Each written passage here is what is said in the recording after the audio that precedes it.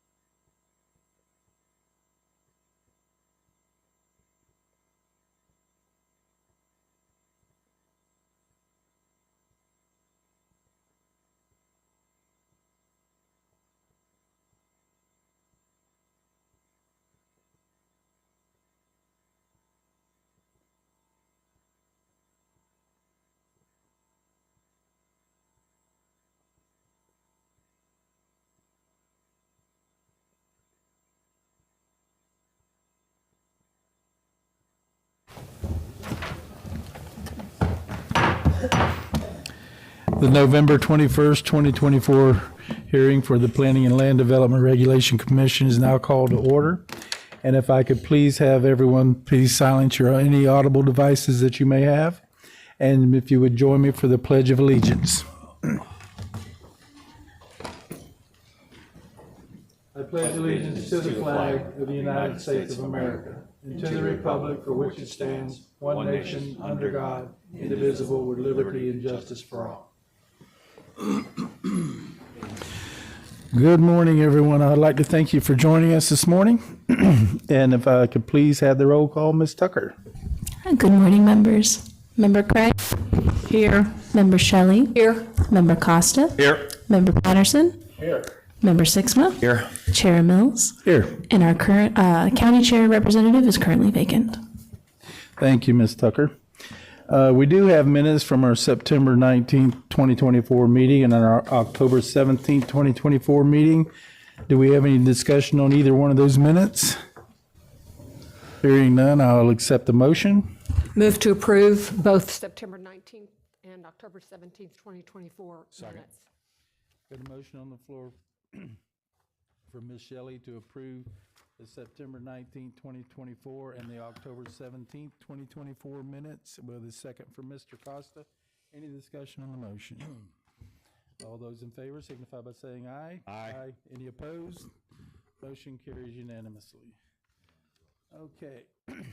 If anyone would like to speak for any of the cases being heard today, there's forms at the back of the dais here. If you'll fill those out and hand it to Ms. Tucker to my immediate left, then you will be heard. We will be limiting you to a 3-minute time limit. After the comments have been heard, I will give the applicant an opportunity to address any concerns the speakers have and answer any questions the commission may have. And at this time, I'd like to turn it over to Mr. Soria for legal comments. Thank you, Mr. Chair, and this is for members of the public as well as for applicants, that decisions by this body on special exception cases and cases which rezone a real property from one classification to another pursuant to the zoning ordinance are recommendations only to the County Council and do not constitute a final hearing. New evidence may be introduced at the County Council public hearing. Decisions on variances made by this body constitute final action, subject to an appeal to the County Council. And what this means is that no new evidence may be presented at the time of the County Council public hearing on the appeal. An aggrieved party that appeals such a decision is confined to the record made before this body. Hearings by this body on rezonings, special exceptions, and variances are quasi-judicial in nature, meaning that this body is acting more like a court and must take into account all oral, written, or demonstrative evidence presented. Their decisions on these cases must be based on competent substantial evidence in the record, and competent substantial evidence has been defined as that evidence a reasonable mind would accept to support a conclusion. Thank you, Mr. Chair. Thank you, Mr. Soria. And while we're on legal comments, I'd like to ask the commission to disclose for the record any ex parte communications that you may have occurred before or during the public hearing at which a vote is to be taken on any quasi.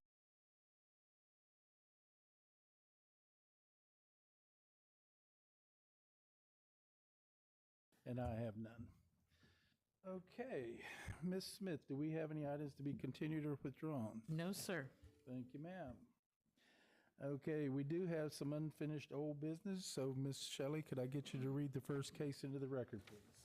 Yes, sir. Case number V-24-075, variances to the minimum yard requirements on transitional agriculture A3 zoned property. Thank you, Ms. Shelley. And Ms. Harris, this is yours. I mean, Mr. Harris, I apologize. One of our new faces on the dais here today. So this case was continued from the October PLDRC hearing. The applicant is seeking variances for a proposed 60 by 60 accessory structure. The variance 1 is to reduce the west side property yard setback from 25 feet to 15 feet. Variance 2 is to reduce the south side yard from 25 feet to 20 feet. The property is a 2-acre flag-shaped parcel in the land area. It is zoned traditional agriculture and subject to a 25-foot side yard requirement. The property is developed with a single-family residence, a detached garage, and a storage shed. There is a 30-foot Florida Department of Transportation easement that runs diagonally through the property. Staff recommendation is to approve variance 1 and 2 as it meets 3 of the 5 criteria. I'm available for any questions you may have. Thank you, Mr. Harris. Any questions for staff? Hearing none, is the applicant present? You want to come forward, sir?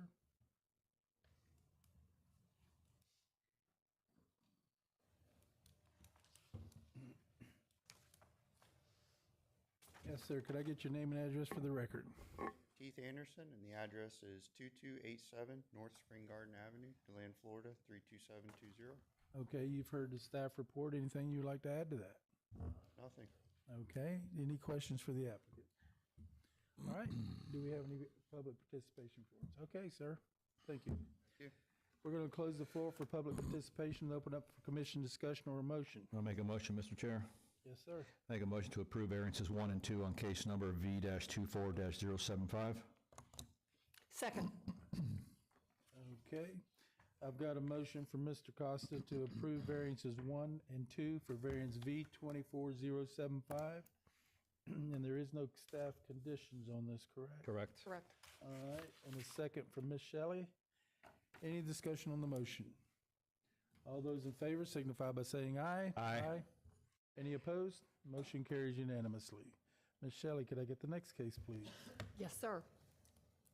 Case number V-24-076, variance to the minimum yard requirements on rural residential RR zoned property. Thank you, Ms. Shelley. And this one is Mr. Harris also. Okay, this case was continued from the October PLDRC. The applicant is seeking a variance for a proposed 1,200 square foot accessory structure. Variance 1 is to reduce the front yard from 40 feet to 16 feet 9 inches. It is a 2.5 acre located in the Orange City area. The property is developed with a single family residence and an attached garage located centrally on the property. There is a 15-foot ingress-egress easement that runs along the eastern property boundary. The property is considered to have 2 front yards and 1 side yard. It is zoned rural residential with a future land use of ULI. It is subject to rural residential setbacks of 40 feet instead of the 15-foot side yard setback. The applicant did receive 2 letters of support from the adjacent property owners on the north and east side of the subject property, and they indicated that they have no objections to the proposed variance. The most affected neighbor will be at least 46 feet from the proposed structure. Staff recommendation is to deny variance request as it does not meet 3 of the 5 criteria. I'm available for any questions. Question. Thank you, Mr. Harris. Mr. Costa, you had a question? I do. Mr. Harris, how are you this morning? Pretty good, how are you? Good. Do you see a path to approval here anywhere? Yes, he can place the structure to the more east, centrally east of the property, but the applicant stated that it would be a cost issue if he doesn't get the variance request. And being that this property has 2 front yards, if that particular portion, which is when I say that's the eastern side of the boundary of the property, if that was a side yard, what would the setbacks be? On variance 1 there, what would that setback be if that was a side yard? It would be a Instead of 40 foot, it would be what? 15 foot. 15, so the variance then would not even come into play, correct? Correct. All right, thank you. Any other questions for staff? Is the applicant present? You would like to come forward, sir?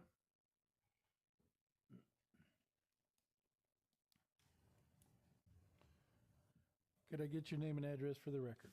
Mark Grennan, 627 East New York Avenue, Orange City, Florida. Okay, you've heard the staff report. Anything you'd like to add to it? Yeah, I guess. I really wasn't prepared for speech, but the variance I'm asking for because of the right-of-way, Yes, sir. there's nothing there. There's nothing going there. I take care of the road. I take care of the front yard. And then somehow or another, I got 2 front yards. But both those roads are, Yeah, we see this quite a bit. And, you know, you're taking 40 feet from my front, from my two fronts, you're taking 24,000 square feet of property from me that I can't use. I just like to be able to use my property. Okay. All right. Do we have any public participation for him? All right, sir. We'll give you an answer in a few minutes. We're going to close the floor for public participation and open it up for commission discussion or a motion. I'll be glad to make a motion. Okay, Ms. Shelley? I move that we approve case number V-24-076, the variance to the minimum yard requirements on RR zoned property, and there are no staff conditions. Okay, I got motion on the floor for Ms. Shelley to approve V-24076, the variance, and a second from Mr. Sixma. Any discussion on the motion? We've had this conversation before, but I think it was mostly about fences and two front yards. But in this particular case, not only does he have two front yards, he's also got the easement that's on there that counts against him, which I think, I mean, in my mind, you should be able to go from the property line itself as opposed to from the easement line. But Totally agree. that's an argument for a different day. Any other discussion on the motion? All those in favor signify by saying aye. Aye. Any opposed? Motion carries unanimously. All right, Ms. Shelley, could I get the next case, please? Yes, sir. Case number V-24-078, a variance to the minimum yard requirements on urban single-family residential R4 zoned property. Thank you, Ms. Shelley. And Ms. Ray, this one's yours. Good morning. The applicants are seeking a variance to reduce the south front yard from 25 feet to 20 feet for a proposed single-family residence. The property is currently vacant and heavily treed along the eastern boundary line. Historical photos show a previous single-family residence was constructed on the property. However, with further research, we found it was demolished in July of 2011 due to fire damage. The property is a corner lot and is subject to two front yards and two side yards. Staff's recommendation is to approve the variance request as it meets 4 of the 5 criteria. I'm available for questions. Thank you, Ms. Ray. Any questions for staff? Hearing none, is the applicant present? You want to come forward? Okay. All right. Do you have any public participation for us? Okay. We're going to close the floor for public participation, open up for commission discussion or a motion. I'll make a motion, case V24078, make a motion for approval. Yeah, I got a motion on the floor for Mr. Sixma. Condition. Oh, the one condition, with the one condition, yeah, sorry. You good with the one condition, Mr. Patterson? Yeah. Yeah, okay. Okay. We got a motion on the floor for Mr. Sixma to approve variance V-24078 with the one condition, and a second for Mr. Patterson. Any discussion on the motion? All those in favor signify by saying aye. Aye. Any opposed? Motion carries unanimously. Okay. Ms. Shelley, could I get the next case, please? Yes, sir. Case number V-24-079, variances to the minimum yard requirements on rural agricultural estate, RA zoned property. Thank you, Ms. Shelley. Mr. Harris, this one's yours also. This case was continued from the October PLDRC. The applicant is seeking a variance for a proposed 60 by 45 detached garage. The variance is to reduce the west side yard from 25 feet to 10 feet. It is a 2.5 acre parcel located in the New Smyrna Beach area. It is on rural agricultural estate with a future land use of rural. The property is developed with a single family residence and is located within the natural resource management area, which requires a 50-foot wetland buffer. Staff recommendation is to deny variance request as the variance fails to meet 3 of the 5 criteria. I'm available for any questions you may have. Thank you, Mr. Harris. Any questions for staff? I have a question. Go ahead, Ms. Shelley. Yes, good morning. In looking at the site plan, page 6, it could be an optical illusion on my part, but is it 10 feet all the way? It looks like it bends in closer as it goes further north. or to the top of the page? Yes, it's not 10 feet all the way down. It does bends in. So what is the minimum that's up there? Do you know? It'd have to be 10 feet, yeah. 10 feet. Okay, so that's what I was thinking, but the drawing doesn't show that, It's so. cocked. Okay. Okay, can the applicant, I guess the question is the variance is what needed to put this building in? So we use the number that was presented on the variance application, but you may want to have the applicant come up and confirm whether it is. Thank you. Thank you very much. Okay, any other question for staff? Hey, is the applicant present? Would you like to come forward, please? Could I get your name and address for the record? Charlene Davis, 3945 Swamp Deer Road. Okay, anything you would like to add to the staff report? It will be square 10 feet off the property line. Okay, the entire line of the Yes, building will be off we the will 10 have a feet. variance. My neighbor approved it because we have things in our yard. It's going to keep it all. Can you get nice and closer to the safe. mic, please? Sorry. My neighbor, who's only living right next to us because it's all woods, they approved it because it would encapsulate all of our equipment, boats, vehicles. It would increase the property value and make it safe in natural disaster. Question. Any other questions? Yep. Yeah, Mr. Costa. Looking at the drawing that's up there, it's hard to see, but there's a, I can't tell what that box with the X in it on the very top of the, you have your overlay and the accessory structure over top of that. What is that? Is there an existing shed there right at the moment or something? Oh, at the beginning. Yes, there's a shed that would be. That would be removed, and this would go basically superimposed on top of the existing shed? Yes. Which obviously the shed is inside that 10-foot barrier as well. And that's been there for a while? We bought the house last year and it was already there. Okay. And that is a pond and we have large boats. So if we move it to 25 feet, we won't be able to put the boat in the building. Okay. That is the, so that's basically the center back of your property is where that accessory structure is going? Yes, sir. All right, thank you. But Should that? the variance is for the 10 feet, though. Yep. So all the way. The Okay. variance is for the 10 feet for the proposed structure, Correct. correct? What about the existing structure, Gotta come Mr. down. Harris? But you're removing that, you said. Yeah, it's, Correct? It would include that? It's being removed. It won't Oh, be it's there. being removed? Yeah. Oh, okay. Got it. The new building will be Yeah, the we're not- 10 feet all the way, she said. yeah, yep. Okay, That's why I saw it. I'm thinking, okay, there's, we put it right on top of the, all right, gotcha. okay. All right. Thanks. All right, do we have any public participation for it? All right, we're going to close the floor for public participation, open up for commission discussion on the motion. I do have a question for staff real quick. On the second page, you have a line in here about the 50-foot wetland buffer.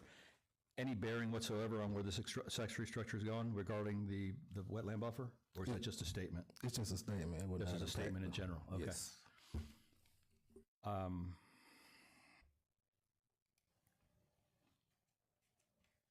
I know that you've made a request for denial, but I really would like, especially in cases like this, where there's another structure that's coming down, that you give us an opportunity or an option for a path to acceptance with the condition, so we don't have to put it in there in the future.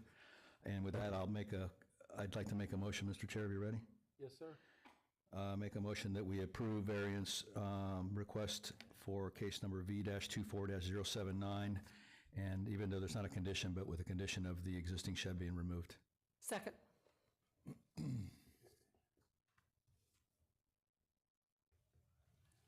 Okay, I got a motion on the floor to approve variance V-24-079 with an added condition to remove the existing shed that it was told to us that it would be removed. And for Mr. Costa, and a second for Ms. Shelley. Any discussion on the motion? All those in favor signify by saying aye. Aye.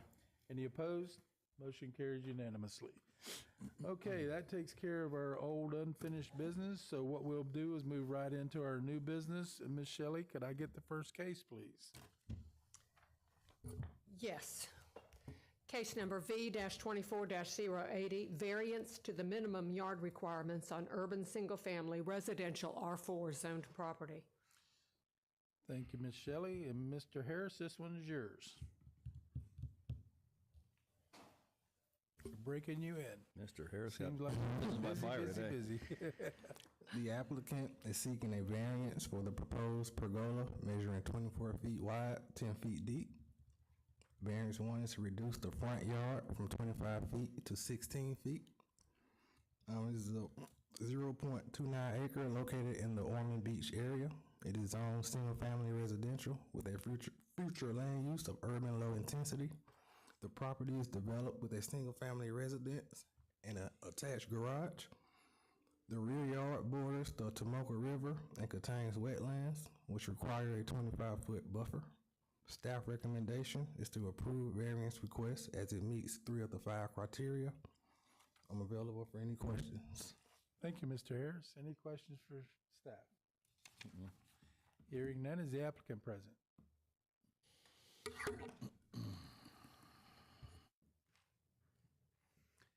Good morning, ma'am. Could I get your name and address for the record? Good morning. I'm Ellen Crook, 1065 Peninsula Drive, Ormond Beach. Okay, you've heard the staff report. Anything you'd like to add to it? Just thank you very much. Just want your variance. Okay. Do we have any public participation forms for this one? No. Okay. Thank you, ma'am. Thank you. We're going to close the floor for public participation and open up for commission discussion or a motion. I'll make a motion that we approve variance request V-24-080. Second. Okay. I've got a motion on the floor for Mr. Casa to approve V-24080 and a second for Ms. Shelley. Any discussion on the motion? Hearing none, all those in favor signify by saying aye. Aye. Any opposed? Motion carries unanimously. Ms. Shelley, could I get the next case, please? Case number V-24-081, a variance to the minimum front yard requirements on rural agricultural estate RA zoned property. Thank you, Ms. Shelley. Mr. Shams, this one's yours.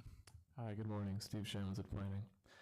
The property is an undeveloped L-shaped parcel that is vested in the green unrecorded subdivision.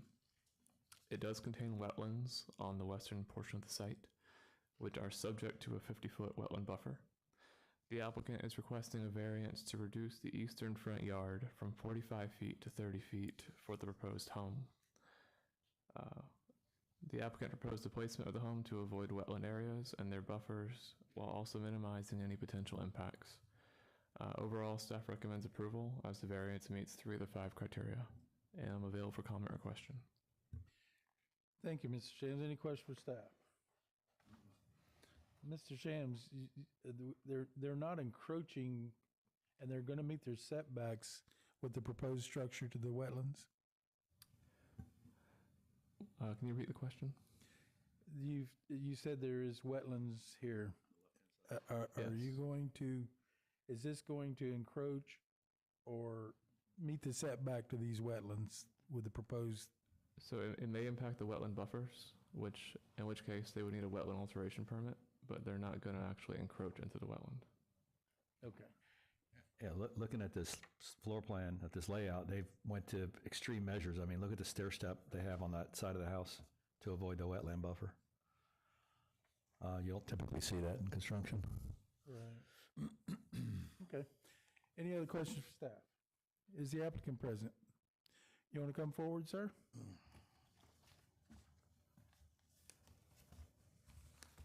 Good morning. Good morning. Could I get your name and address for the record? Yes, Rafael Grullon, 140 Mickney Drive, Deltona. Okay. And I want to make, I'm sorry. You've heard the staff report. Is there anything you'd like to add to it? Yes, during my application process, I came to find out that the buffer is not 25 feet, but 50 feet. I have met with EP during the past couple of years about 3 times, and it was never brought to my attention. And I presented several different plans. I actually designed this house specifically for this lot to try to avoid the buffer. And if the variance was granted, that was what we're gonna be accomplishing, avoiding the buffer. But during the process, EP found out that this lot is on a enterprise plan proposal, I guess, that increases the buffer from 25 to 50 feet.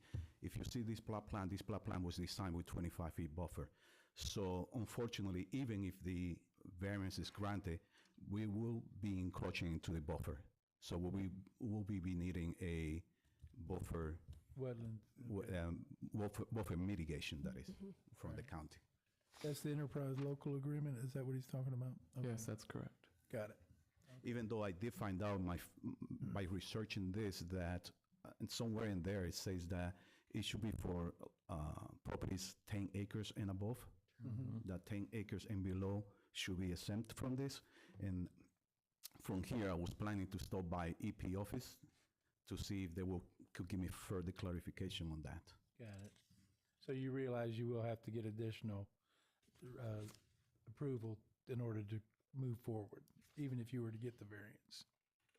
If it's 50 feet. If it's 25, no. But if it's 50 feet, like they found out during my application, and again, I don't know why this didn't come out in the last couple of years, because we designed 3 houses for this, and we keep coming back, this with the buffer and changing the house location, and they told me the first house was encroaching into the 25, so they give us the idea that just calculate how many square feet you're going to impact, and we'll go from there. But we designed this house to avoid impacting the buffer. And now I found out this when the email was sent to me a few days ago. Okay. Yeah. But you realize the variance, if you were to get an approval this morning, you still have hurdles to go over in order to get your Yes, sir. approval for building. Okay. Yes, sir. Just as long as you're aware of that. Yes, I guess they told me is basically we're going to have to pay into the county fund for impacting buffer. Not wetland, but just the buffer. Okay. All right, sir. Any questions for the applicant? Okay.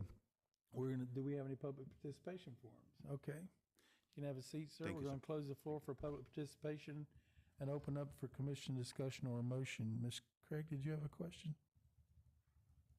No? I don't know how often this happens, that a discrepancy like this happens and they go this far into the process before it's even brought to their attention. And Well, the reason it occurs is because the enterprise local agreement requires a 50-foot setback, where the county code only requires a 25. Is that correct, Mr. Shams? they didn't find it out. Effectively, yes. Under certain circumstances where it's a rural future land use, then it becomes what's called the natural resource management area, Right. which has the 50-foot buffer requirement. So they would have had the 50-foot regardless if it wasn't in the enterprise local agreement? No, because it's in the enterprise local agreement. It has that kind of like extra requirement. So the enterprise agreement is more restrictive than the Yes. county agreement. Yeah. Yes. And that's how it slipped through county's attention. More or less, yes. Okay, understood. Okay. Correct? Yes. I guess the question is, if they weren't in the enterprise local agreement, they wouldn't have a problem with this setback. That's correct. Got it. Okay, any other questions that you may have? I'll be glad to make a motion. Okay. I move that case number V-24-081, variance to the minimum yard requirements on RA zoned property, be approved. Second. I got a motion on the floor. Do we have any conditions? No conditions. Okay. I got a motion on the floor to approve variance V-24-081 from Ms. Shelley and a second from Mr. Patterson. Any discussion on the motion? All those in favor signify by saying aye. Aye. Any opposed? Motion carries unanimously.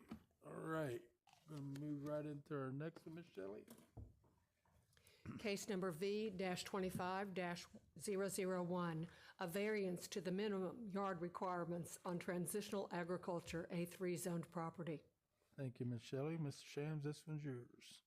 Good morning again. So this application did receive 4 letters of opposition from affected property owners.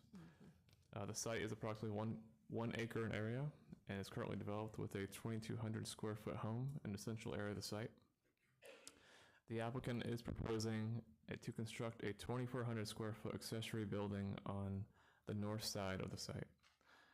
It is subject to a 25-foot side yard on the northern boundary, and they're requesting a variance from 25 feet to 10 feet. According to the applicant's written petition, the placement of the structure was selected due to the site's topography. However, the county's topographic maps indicate the site has an elevation ranging between 14 and 16 feet, which is a difference of 2 feet over the 1 acre site. We did calculate the grade and slope, and it's about 1% across the whole site. So overall, staff recommends denial as the variance fails 4 of the 5 criteria. The topography is similar to adjacent properties and doesn't constitute a unique special condition. Furthermore, there is sufficient space to construct the building outside of the northern side yard. And if there are areas at a site that are not leveled, fill can be added to create a level, stabilized building surface. And I'm available for comment or question. Thank you, Mr. Shams. Any questions for staff? Okay, is the applicant present?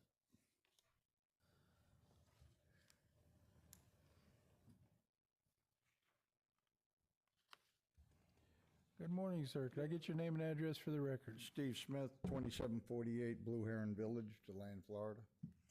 All right, you've heard the staff report. Anything you like to add? Yeah, the elevation of the house is approximately 3.5 foot above the crown of the road, and the slope coming away from the house is what I was trying to get away from. I was just trying to set it over instead of 25 foot. I actually could get away with 15 foot, but and I probably would do that as opposed to 10 foot. I'm just trying to get the building down on flat land and get away from the slope of the house. That's all I was trying to accomplish. I'm not changing the rear setback. It's still 40 foot. So that was the whole thing I was just trying to do, was get over 10 foot away from that slope. All right, sir. Any questions for the applicant? We do have some public participation forms, and I'll let you address any concerns that they may have. Sure. If sure. you just have a seat right there, we'll get them up here and Okay, get moving on the way. Okay, Mr. Douglas Euler.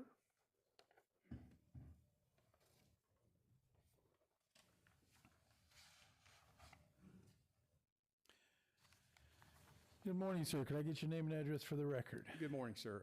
Douglas Euler, address is 2615 Spring Valley Circle, DeLand. All right, sir. You had some comments that you'd like to make about this variance? Yes, sir. He's my direct neighbor. We have 6 houses on this street. If he were to move it backwards behind the front of his house, like the other garages on the street, my other concern is water. Right now, all the water from his yard seems to go into my yard. When he covers another 2,400 square feet, I'm gonna get even more water. If there's a way he could move the building back a little bit, or take something to do with, run the water off down to the culverts, that'd be fine. All right, sir. Any questions for the speaker? Okay, sir, thank you. Yes, sir. Oh, one thing I forgot. Yes, sir. So the other structures, other garages are consistent consistent with the houses. They match. We don't have steel buildings. We have like the garages look like the house. Thank you. Okay. All right, we have a Miss Heather Fontaine.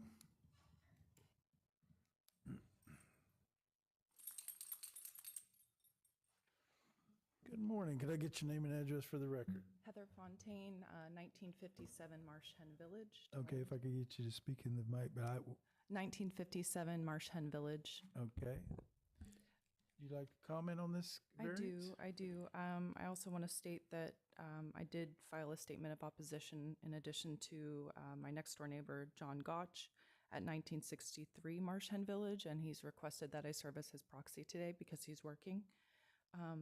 On page 4, under Review Criteria and Analysis section, number 5, it states that the western boundaries are heavily vegetated, which will provide a sufficient visual buffer for the most affected property owners on Spring Valley Road and within Quail Hollow, which our houses reside. However, since this variance request has been submitted, that vegetation has been removed, so there is no visual buffer. I have photos of evidence for that. We weren't told in advance, so it was a surprise to all of us. But the main concern is flooding. So after this last hurricane, we have an easement that separates our homes with his. After the hurricane, the easement was full and the water came into our yards. So if that structure was built closer, it would push the water further into our yards, which is a major concern, in addition to the eyesore since the vegetation has been removed. That's all. Okay. Any questions for the speaker? I do. Is there an HOA here in this subdivision? You do have an HOA? Yeah, our two homes are affected by that. The home that this request is for is not included within that HOA. It's not included in the HOA? Sir. So it's a voluntary HOA? Quasi? Or is it I'm trying to understand how the house next door could be, but this one is not. So this one is behind our homes and not a part of our neighborhood. Not a part of your neighborhood. Okay, gotcha. All right, thank you. Mm-hmm. Okay. All right. You can have a seat. Thank you. Ms. Tucker, do we have any other public participation on this case? All right. We're going to ask the applicant to come back forward. You heard the concerns of your neighbors. Anything you'd like to make a comment? Regarding the clearing, the whole property was surrounded by vine. There wasn't, it wasn't trees. It was just strictly kudzu that was all up into the trees. So I cleared the kudzu out all the way around, which obviously opened it up to the marsh hen residents, but it was all kudzu. It was just something we cleared out. I haven't changed the elevation of the property at all as far as the land. We haven't done any filling. It's all natural the way it is. So whatever it is has always been that way. We have not altered that at all, and I have no plans to alter it. That property is wet. Doug's property is wet next door. He's got quite a pond there when we get, when the hurricane came in, and but I haven't changed anything as far as that goes. I guess my question is, so you want to put the building in the wet area? I want to set it down on the flat area. Yeah, I mean the whole thing is a little bit wet, but it's not, it's not a swamp. Okay. All right. Any other questions for the applicant? All right, sir, you can have a seat. We're going to close the floor for public participation, open up for commission discussion. I'm not encouraged to improve something in a wet area, I can tell you that. It takes away some of the upland space of the property adjoining it. Fair. So, yes, Ms. Shelley? There seems to be, unless I'm reading these wrong, some of these say V-25-001, when in reality they're referring to this item that we're speaking to. That is B-25-001. Well, then it's not that way on my agenda. Yeah. My agenda shows the large-scale comprehensive plan. I'm talking about the agenda that came with my packet, I guess on front. Yeah, but it's V-25-001. Oh, up here, V, I'm sorry. Okay, got it. I've read all the letters. Okay, thank you. The V as opposed to the C. Gotcha. Okay. Thank you. You're welcome. But Okay, any other comments? Micah, I'm just really not prone to support this myself either. Looking at, there's also some things, I don't know that it was brought up, but about possibly running a business from this site. Are concerned about, anyway, those are just, I've got a lot of questions, and the fact that it fails to meet 4 of the 5 criteria that we have established for supporting. So at this point, I will be voting for denial. Any other comments? I don't see, I'm looking at the survey, there's no, it's not indicating that it's in a wetland per se, or a flood zone. I don't see any flood zone indicators on this survey. On whether that's, say, an AE, definitely not an X, I would imagine, out there in that area. But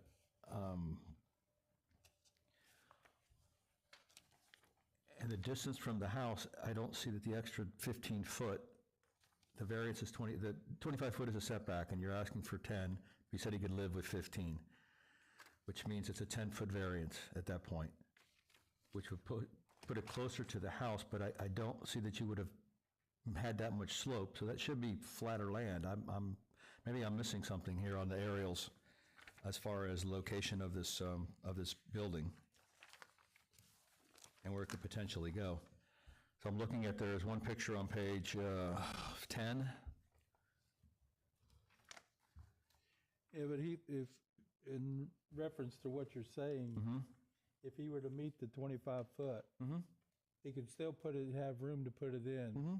That's what I'm, And be it at a higher elevation also, if in case it slopes that way. if it does, yeah. And the reason I say that, if you look at the picture on the top picture on page 10 of 17, where the driveway is, and there looks like to be, I don't know if that's an RV or motorhome, which is a little bit further away than from where they're depicting where this barn is going to go.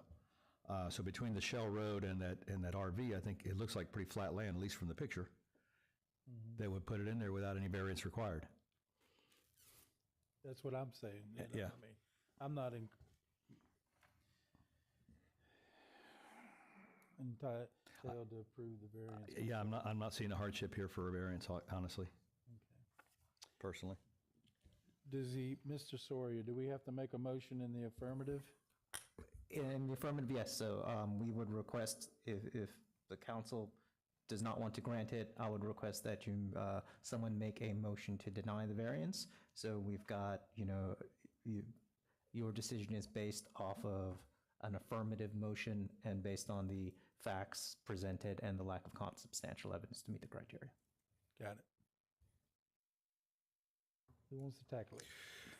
Well, I just want to make one more comment. So regardless of which way this vote goes, the applicant still has the option of putting this let's call it a barn, transitional accessory unit, still being able to put it at the 25-foot mark, which doesn't take away any kind of water that's going to go on any of the properties. That was one of the concerns. Number two, this is not in an HOA, so he can put up any particular style that he likes. There is no qualification there that it has to match the house. That's number two.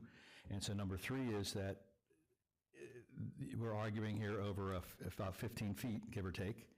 I just want to make that statement that he still has the ability to put that in there without even having to come to us again. Correct. Yep. Okay. All right. I'll make a motion to approve case number V-25-0001. And there are no conditions, I believe, if I'm aware. Yep, there are no staff conditions. Okay. I thought he said to make a motion to deny. In the affirmative. When I say in the affirmative, I mean, don't let it passively be. Like, so for example, if your motion fails, that just kind of kills or fails the question presented. So the motion to approve fails. I would still request an affirmative motion to deny. That's what I mean by the motion should be the affirmative. I don't like that process personally. I don't like that process at all. I mean, if you make a motion in the affirmative and it gets shot down 0 to 5 no's, 0, 1, it fails and it dies right there. Why would you have to make a secondary motion? Because the order I would have to write, or we would have to write, has the board adopting the specific findings that this application failed to meet this criteria. That's why you're the lawyer and not me. So there's a part of the statute that all denials must be written and must have the factual basis for denial. In which case, I'll withdraw my motion. Okay. Can I get a motion? Then I'll make a motion to deny. Is that what we're doing here?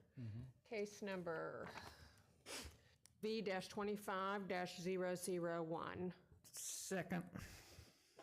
I've got a motion on the floor from Ms. Shelley to deny V-25-001 and a second from Ms. Craig. Any discussion on the motion? All those in favor signify by saying aye. Aye. Any opposed? Motion carries unanimously. And this is for the applicant. Within 10 days of rendition of the denial order, you can appeal to the county council. You are stuck to the evidence presented at this hearing. You cannot add additional evidence, and any members of the public also cannot add additional evidence. You are limited to what was said at this hearing.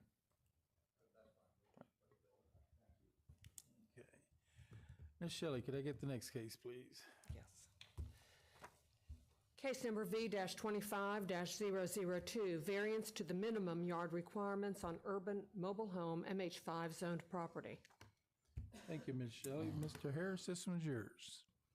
Yes, the applicant is seeking to build a 12 by 24 screen room on an existing concrete pad.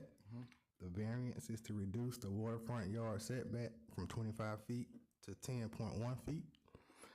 It is a 7,205 square foot property located in the Edgewater area.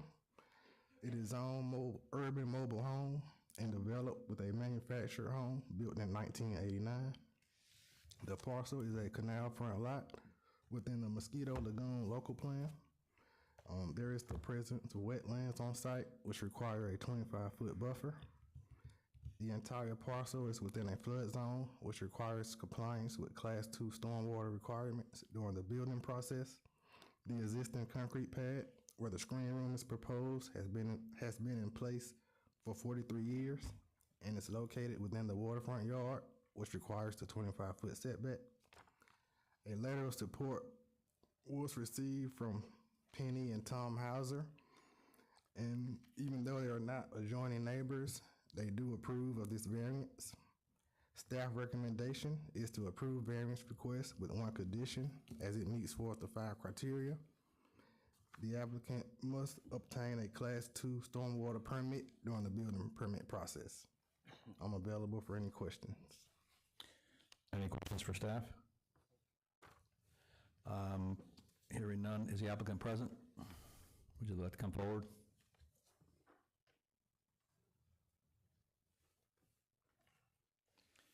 Good morning. Good morning. Could I get your name and address for the record? Jessica Pertelli, 2900 Citrus Drive, Edgewater, Florida. You've heard the staff report. Anything that you would like to add to it? Not really. The only thing I would like to say is we're not asking for anything outside of what the surrounding neighbors already have. And I have pictures of the neighbors on what they already have if you need them. Okay. Any questions for the applicant? Yeah, I just want to get clarification here. So we're adding a screen room on an existing pad, is that correct? Yes.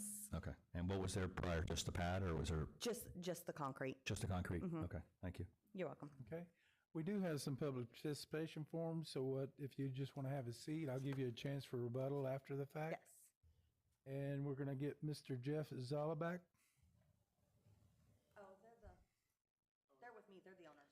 Oh, you don't want to speak? Okay. You're here.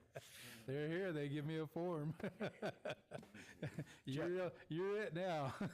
Jeff Zalabak, 180 Coleman Street, Edgewater.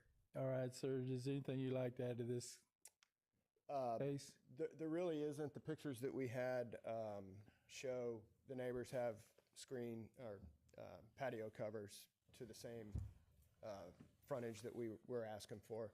The manufactured home, the back door comes out onto that pad. So Okay. it's just adding a screen room. I had a couple letters of support that my neighbors are elderly, so we just typed up a form letter and they signed it for us if you need to see them. So, Got it. Yeah. All right, sir. Thank you. Okay, and Pamela, that's you, correct? Oh, you don't have anything to add? Okay, Jessica Patel? Oh, that's you, okay. All right. We got them all. I'm throwing a curveball on me here this morning. Okay, do you have anything else to add to this case? All right. Do we have any other public participation forms for this case? No, sir. Okay, we're going to close the floor for public participation and open up for commission discussion or a motion. Ready to make a motion. All right. Case V25002, I make a motion for approval. I got a motion for Mr. Sixma to approve variance V25002. Is there any conditions on this? No. No, with no conditions. And a second from Mr. Patterson. Any discussion on the motion? All those in favor signify by saying aye. Aye. Any opposed? Motion carries unanimously. Ms. Shelley, could I get the next case, please? Yes. Case number Z-24-012, rezoning from the prime agriculture A1 zoning classification to the rural agriculture A2 zoning classification. Okay, thank you, Ms. Shelley. Ms. Ray, this one's yours. Good morning. So there is an updated report in front of you, as we just had to clarify the explanation within the environmental section. So there's a little update in there. Okay. So the applicant is requesting a rezoning from the prime agriculture A1 to the rural agriculture A2 zoning classification. The applicant's intent for the rezoning is to subdivide the property for his veteran friend. All agricultural pursuits are allowed in both A1 and A2 zoning. The future land use for the property is rural, which allows a maximum density of 1 dwelling unit per 5 acres. It consists of areas that are a mixture of agriculture and low-density residential. The subject property is currently heavily treed with wetlands on the northeastern and northwestern portions. The rezoning itself isn't anticipated to have an impact on environmental or natural resources. Environmental permitting team is not in favor due to the increase in density from 1 dwelling unit per 10 acres to 1 dwelling unit per 5 acres. Residential density is calculated as dwelling unit per gross residential acre. The rural future land use would allow a gross residential density of 1 dwelling unit per 5 acres. Any proposed development would need to be located outside of the wetlands and their associated buffers. However, if any encroachment into the wetlands or buffers would require a wetland alteration permit. Staff's recommendation is to forward the rezoning to County Council for final recommendation of approval. I will also note that a letter of opposition was submitted from the adjacent neighbor to the direct east. I'm available for questions. Thank you, Ms. Ray. Any questions, Mr. Costa? I You do. have a question? Typically, I don't have a lot of questions on this one, but I do today. Walk me through the logic of approval here from A1 to A2. There are no other A2 parcels anywhere in this sector, correct?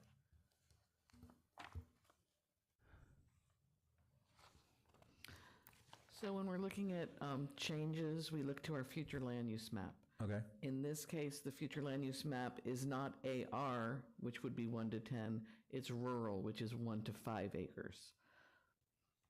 So we look at it favorably for a change because he's asking to go to 5 acres, which is what we are suggesting it should be in the future. All right, so I'm looking at page 18 now of 20. That's what we're basing it on? That's the future land use map itself? So that whole sector basically becomes R? Yes, that entire section is rural. Is that right? Okay. All right, so that, okay. And I might add something, if you notice on our map here, a lot of these parcels that is actually adjacent to it are smaller. Are smaller than. Mm-hmm. Okay. Okay. All right, is the applicant present? Could I get you to come forward, sir? Can I get your name and address for the record? Yeah, Rick Van Ord, and that's 830 Doe Drive, Osteen. Okay. And this is my friend Eric. He's a I'm the veteran he was talking disabled about veteran. in the procedural reason for splitting land. My Okay. name is Eric Hoffman. I live at 830 Doe Drive also. Okay, if you're going to speak for or against the case, then we need to get you to fill out a form. Okay, 'Cause my you're- bad. I didn't know because I was. Yeah, that's fine. And just from Mr. I'll grab it right now. You can do it after the fact, Okay. but just if you want to, Yeah, I'll take- if you I'll want to tell you speak, after. I'll give you an opportunity to speak after he's made his comments. Yes, sir. And then once that is done, if you'll fill out a form then and then just give it to Ms. Tucker. Because you're going to be limited to 3 minutes and he's not. Okay, I That's the reason I say that. Okay. All right, sir, go ahead. I'd like to address this, the neighbor that disapproves of this, Ben Curry. They don't live out there. They just recently, a few months ago, they rented it to a guy. They started a brush fire intentionally with no permits or anything and ended up burning 5 acres of our 10 acres.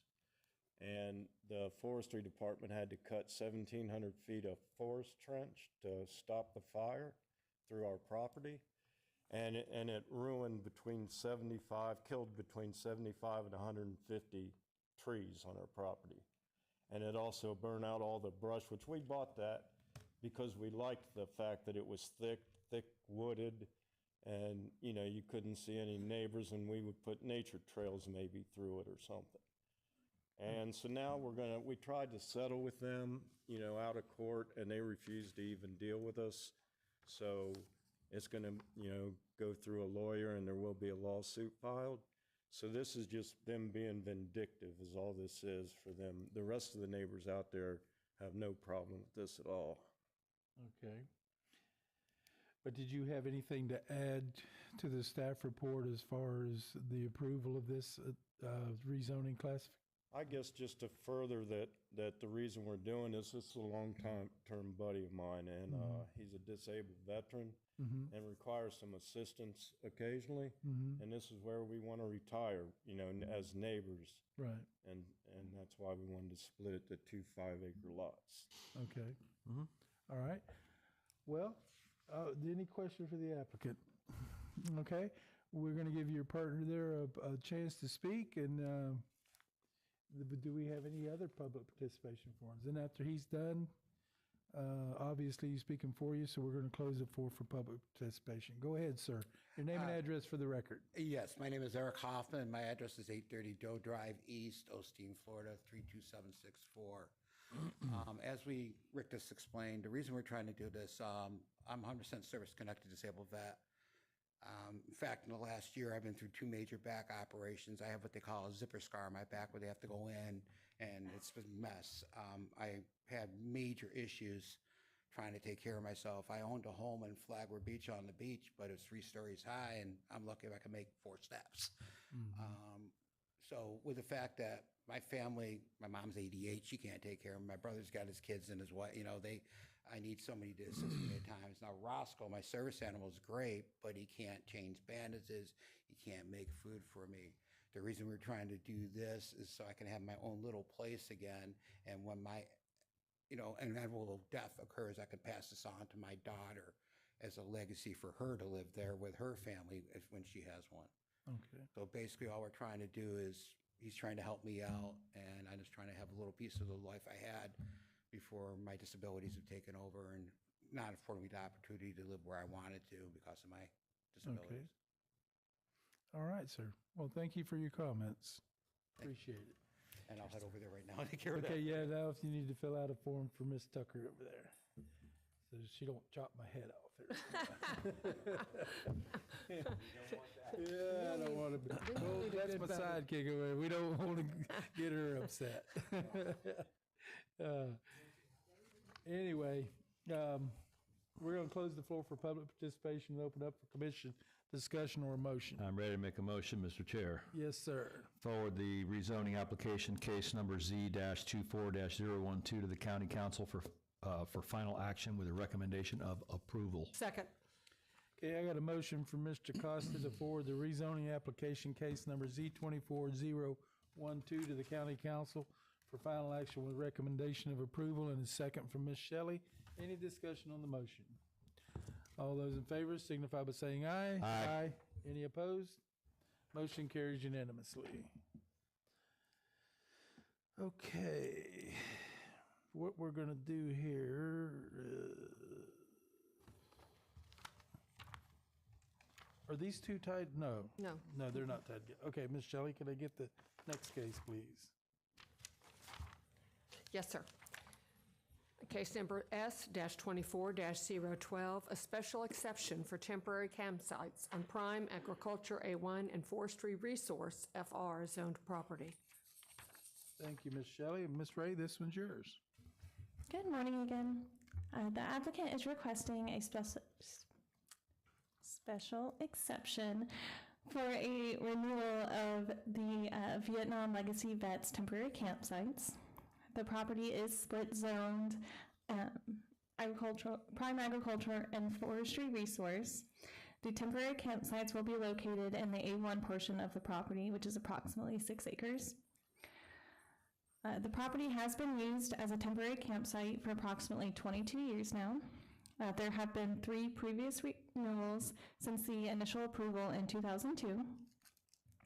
The property is surrounded by agricultural properties to the north and south, a mobile home to the east, and Lake George State Forest to the west. The site plan that was submitted does not propose any changes from what has been previously approved. It is proposed to have temporary campsites, 75% of it devoted to recreational vehicles and 25% devoted to tents.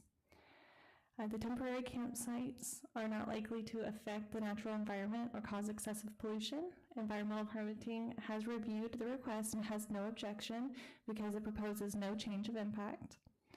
Traffic engineering reviewed the request and also had no objections, as the campsite may generate approximately 250 daily trips if at maximum capacity when in use, and when not in use, daily trips will be considerably less. Staff's recommendation is to forward to County Council for final action with a recommendation of approval with staff recommended conditions. I'm available for questions. Thank you, Ms. Ray. Any questions for staff? Ms. Ray, what is the time on this special exception? 10 years? Yes, sir. And they've redid, this is the 3rd time that they've redone this? There's been 3 previous, and this will be the 4th. So they've been there for 30 years? For about 22 years, approximately. The previous renewals, the first one was for 5, and then I think the first 2 were for 5, and then the 3rd one was for 7. This one we are proposing for 10. Well, that's what I was going to make a mention of, is rather than having to keep on coming back, that we extend the time, but you've already did that in the Yes, sir. special exception. Good work. Okay. Thank you. Okay, is the applicant present?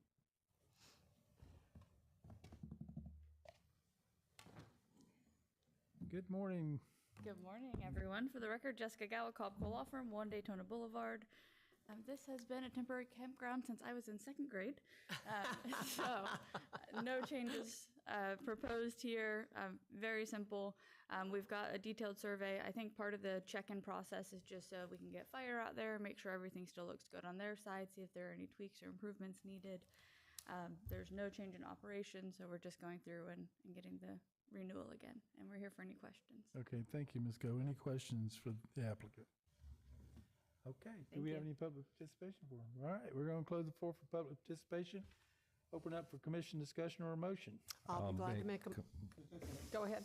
I'll make a motion that we forward special exception case S-24-012 to the County Council for final action with a recommendation of approval with the staff conditions, which there are 18 of. Second. 3 pages, yeah. Okay, I've got a motion on the floor from Mr. Costa to forward the special exception case number S-24012 to the County Council for final action with recommendation of approval with the 18 staff recommended conditions, and a second from Ms. Shelley. Any discussion on the motion? All those in favor signify by saying aye. Aye. Any opposed? Motion carries unanimously. Okay, we got our next case, I think we've got is this a companion for the SPA 25001 and then the O25002. Mr. Sawyer, can we hear both those cases at the same time? You can. This is a purely legislative decision, so there are no due process issues. You can hear them both for just vote on them separately. You'll be hearing the same things. It's, you know. That's what I'm saying. I get it. We're going to hear them both. Ms. Shelley, can I get them read into the record, please? Yes, sir. Case number CPA-25-001, large-scale comprehensive plan amendment, future land use element, and case number O-25-002, ordinance 2025-03, low-impact development. Thank you, Ms. Shelley. And this, Ms. West, good morning. Good morning. Samantha West, Sustainability and Resilience Manager for Volusia County. Okay, so today before you we have our large-scale comprehensive plan amendment and our ordinance for low-impact development. We have added language to the future land use element and the creation of the ordinances for a creation of a flexible process to... Ms. West, could I get you to speak closer to the mic where one where they're having This good? difficulty here. Okay. There you go. All right, for the creation of a flexible process to implement low-impact development and green stormwater infrastructure within the county with incentives.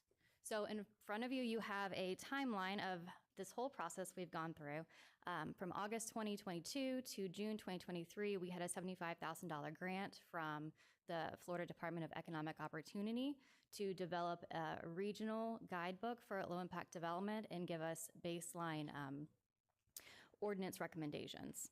Then, after much work, in June 2023, NRAC provided a recommendation to County Council to implement the LID GSI audit tool that was created by the University of Florida and have a hybrid use of LID and GSI within our ordinances.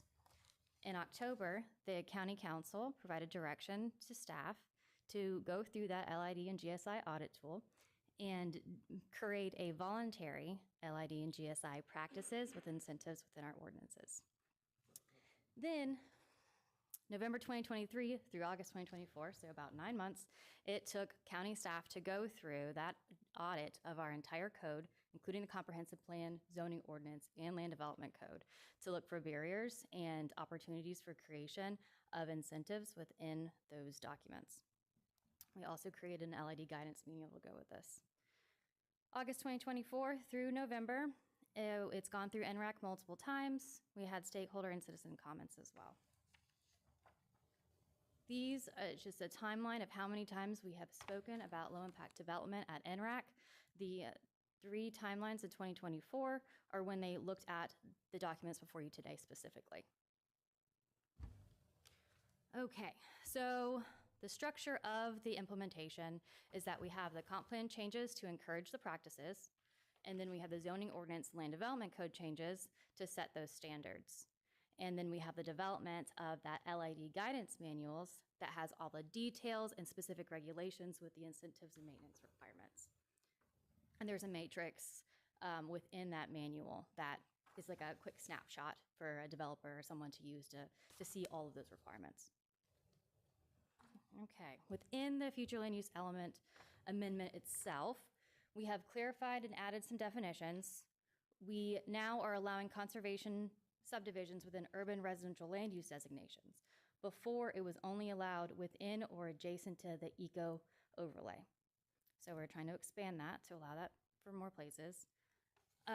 Allow LID clustering and density bonuses within the urban low intensity and the urban medium intensity land use. And allow LID intensity, so FAR increases in urban low intensity, urban medium intensity, urban high intensity, commercial and industrial. We are prohibiting LED density bonuses in environmentally sensitive areas because that goes back to the process and premise of having low impact development. And then also prohibiting fill in the floodplain for LED developments, which is the same as what we have for our conservation subdivisions right now. Which is the same of what we allow for our conservation subdivisions right now, is that you cannot put fill within the floodplain for the creation of additional lots. You can put fill in the floodplain within that conservation subdivision for roadway improvements for connection, but that's it. So we are trying to complement that. Okay, so for the land use element amendment, we recommend approval to forward to County Council. And moving on to the ordinance itself. We changed multiple portions of the code. So portion 1 is Article 1 of Chapter 72, adding in those definitions. Chapter 72, Article 2, so our zoning ordinance, we are allowing LID incentives by right, so they would not have to come before you if they wanted a variance to have a smaller setback or increased height and things of that sort. It's just by right if they are doing this process. We're removing barriers for any type of development.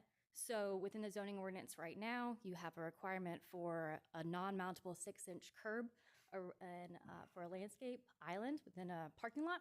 So those little landscape islands you see, you have to put those in the code right now. We're removing that barrier. Also the landscape material type and number for if you're doing any type of stormwater within those areas. And allowing them to do alternative irrigation methods because they're pretty specific in our code. Within the land development regulations, we're adding fire services concurrency requirements because those are missing out of the code. We had to reiterate the conservation subdivisions permitted within the urban residential land use classification because it also said that you could only do it in eco or adjacent to. And then we created the whole new Division 18 low impact development, which provides that general process on how these get developed. The process is the same. So we're looking back to how would you normally go through a subdivision? How would you normally go through a final site plan? Same process is already in the code. We're just looking back to that. Now the guidance manual. So that's that gigantic document that you have in your staff reports. It's close to 100 pages with all of the maps and figures and fun things. So in there, we have an educational component, development standards, and then the incentives. We're providing a menu approach to where if a developer comes in, they can pick 4 of the site design BMPs and 2 of the stormwater treatment and conveyance BMPs out of this gigantic list. So there's 15 to choose from for the site design and 9 for the stormwater storage treatment and conveyance. So depending on what kind of site they have, they can pick and choose on what they want. And depending on what they choose, depends on the incentive they would get, right? But they do have to choose 4 of the site design and 2 of the stormwater to gain all of the incentives associated with it and to be an LID development. And we recommend that you forward to County Council with approval. Here with any questions, have Ginger Adair with environmental management, also have Storm Kazmerzak, the county development engineer. Okay, thank you. If you guys don't mind, I'd like to start off the questioning here. I know I'm very much for the lid, okay? What I don't understand is these density credits. Where's our net gain on the environmental side to allowing the lid if we're going to increase the densities twofold?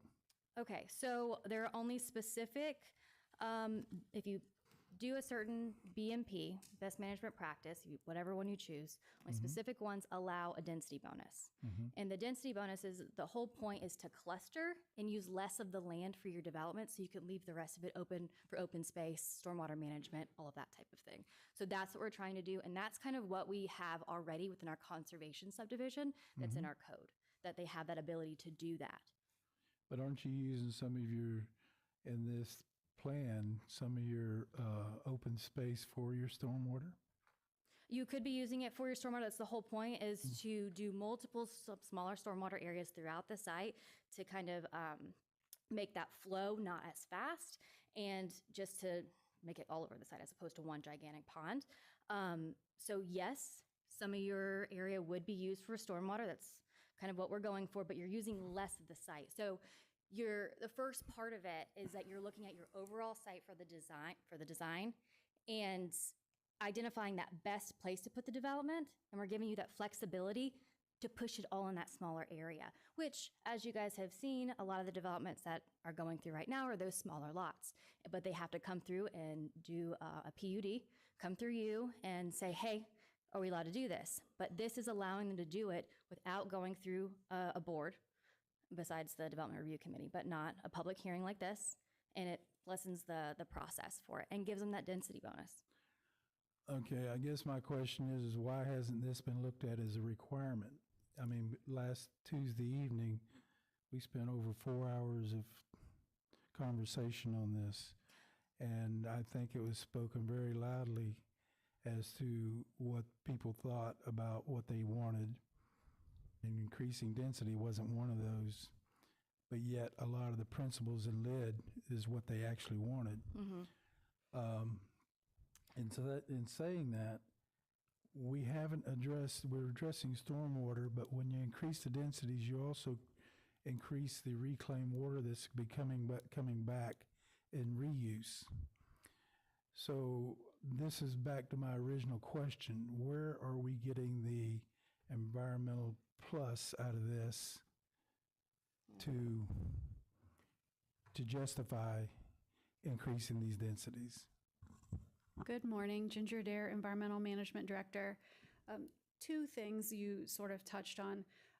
One is that went to county council and the committee, and I believe some of the members are going to speak during public participation, recommended to council that certain elements of low impact development be required and then have it be this hybrid approach where you have to do a couple things and then you can choose from the menu and get incentives. Council did not vote for that. They voted to make it entirely voluntary.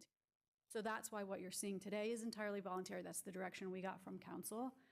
As to the density bonuses, we were very deliberate in looking at what types of things you would have to do to be eligible for density bonuses. So like Samantha told you, there's a long list of BMPs. The density bonus incentive only really goes to 3 of those BMPs. So if you have to do one of these 3 things to get it, one of those is do a conservation subdivision like it already exists in our code. And in that conservation subdivision language, you can get a density bonus if you preserve the majority of the site. So we didn't change that. That already exists in the code. And in this low impact development, you wouldn't get additional density over what is already in that conservation subsection. The other 2 things you could do to get a density bonus is you could maintain the natural topography of 30% of the site, right? So you're really preserving a significant portion of that site. That means you're not putting stormwater in that area with natural topography, you're not putting buildings. So you're getting a lot of environmental benefit from not disturbing a large section of the property. The other BMP that would be eligible for density increase is protecting 100% of the floodplain, the FEMA identified floodplain, over the site through a conservation easement dedicated to the county. So when we were developing this and we were taking it through the committee and the public, we felt like doing those 2 things are big asks of the potential developer and were the only things that were significant enough environmentally to then allow for the additional density. And like Sam said, that would mean that those units are clustered and a lot of the site is preserved. So that's why you have that in front of you. And there's one additional that allows increased density, and that's if they did underground retention or detention systems. So the amount of work and money they have to put into that and maintenance, staff and NRAC thought that would be acceptable for increased density. Well, the problem with increasing the density would be the fact that, like I said before on the reclaim order, you're increasing that by 2-fold. And so therefore you're adding 2. The stormwater issue is going to happen regardless. The rainfall is going to be there no matter 10 acres if you got 100 units or 50 units. I agree there. But what's going to do the greatest impact is the amount of reclaimed water that's going to have to come back to that area. You mean there'll be greater potable water use, which would create additional reclaimed water? Because in theory, if you're really doing what's considered a low impact development, right, and you've preserved 30% of your site or more in its natural state, you're not going to have to irrigate it. So there may not be the use of the reclaim, but I get what you're saying is that those residents would be producing wastewater that would become reclaimed water. And then in their consumption permits, they're going to have to take back a certain amount of their water, if not 100% eventually. And some of these subdivisions are taking more than 100% of what they're producing. And so this is what the flooding issues that we did was very much discussed in Tuesday evening was all about, was that we're getting a ground saturation from the water that used to go into our open waters, which open water discharge is eventually going to be totally eliminated. It's legislatively made that. It's nothing that we have done locally. But the point I'm trying to make is I don't see where we're getting a net gain from the environmental side by allowing these density credits. I'm all for the lid, believe me, and I think the lid will help stave off a moratorium, because I'm not for an actual moratorium either, because it's going to affect a lot of Volusia County. That's like cutting your arm off for scratch finger, okay? So, but I think there is solutions that need to be done, and I believe that part of that would be to implement the lid as being mandatory for these subdivisions and eliminate the density bonuses. I personally, this is just my opinion, it's not this board's, and I'm sure they'll have comment on it, are not in favor of the density credits at all. And more than likely, I can't give a positive approval to either one of these, the CPA or the ordinance, with these density bonuses in it. And I'll be more than happy to listen to whatever everyone has to say. But the fact of the matter is, they spoke loud and clear. I'm not the one that was speaking Tuesday evening. The general public was speaking. You had it on both sides. You had people against the moratorium because it was going to affect their livelihood. Then you had the people that wanted the moratorium. And this, to me, would be a tool, the lid, in order to avoid a moratorium on building. Yes, sir. And it would be something that could be implemented a lot quicker than a lot of the infrastructure that was discussed to resolve the issues that we have. Right. And so I totally understand your perspective. Just so you know how we ended up with what you came before. Again, council voted not to make it mandatory. So in order to provide sufficient incentives for developers to voluntarily do that, we did a survey, folks, hey, what kind of incentives would you need in order to do this voluntarily? And density bonuses, of course, are one of those that, and so, the staff and the committee really tried to balance. We want people to do low impact development because of the stormwater benefits, right? You distribute the stormwater over the site. You don't have the issues of collecting the stormwater in one place and having one overflow. All of the reasons why low impact development is important to do on a site. But we have to, if it's voluntary, there have to be incentives that developers will take in order to do it. And so that's kind of how we came up with what we did. If it's mandatory, then you don't need incentives, right? If you're telling the developer this is what you need to do, you shall do this, then you don't need the incentives like density bonuses and the others. So we have this approach because that was the direction we got from council, but certainly this body could make other recommendations. After Tuesday, they may have a change of heart on that. But the fact of the matter is, what we also need to take in consideration is not a whole lot of discussion on it. I don't really understand why is these consumption permits that require the reclaimed water to go back to these subdivisions, which has, to me, has a greater impact on some of them than what the actual stormwater does. And so this is something that needs to be looked at, and I don't see it as much on a county level as I do for the city level. And so, because the cities usually have the municipal side systems that have to get the consumption permits. And it's just, that's just my opinion. I mean, I'm sure we've got people on this board that feel differently than I do, but I just wanted to put it out there and try to get an idea of where's the net gain environmentally for giving these lid when we have to give the density credits. And twofold, by the way. It increases it by 2. In other words, from 8 to 16 and from 4 to 8. And so it's going to have a big impact because each dwelling unit produces anywhere from 200 to 300 gallons of potable water per day. And this is not my numbers. This comes from the Department of Health. 200 to 300 gallons of water for an average home. And that water is going to have to be stored, reused, and everything else somewhere else. So we're increasing that by twofold, and that's where I'm at with that. And I'll open it up for any other discussion that the board may have. Anybody else have a question? I just think you made some very good points that a lot of people maybe have not even thought of, but especially after Tuesday's meeting, we know where the public stands. Yeah. Unfortunately, it's a bad timing. We've been working on this for almost 4 years, so, I understand that. And there again, I think the lid is excellent. I mean, I don't have an issue with that at all. It's these density credits is what I've had an issue. But the first time I ever heard it discussed and was trying to talk about incentives to get developers to do this, I questioned the fact whether the density credits was the way to go on this. And that's the issue that I have a problem. And you did a great job, by the way. It's just that I just don't know that this is going to be a net gain environmentally when you take in consideration yes, on the stormwater, because that's the amount of rainfall is going to fall there regardless of how many units you have. Right.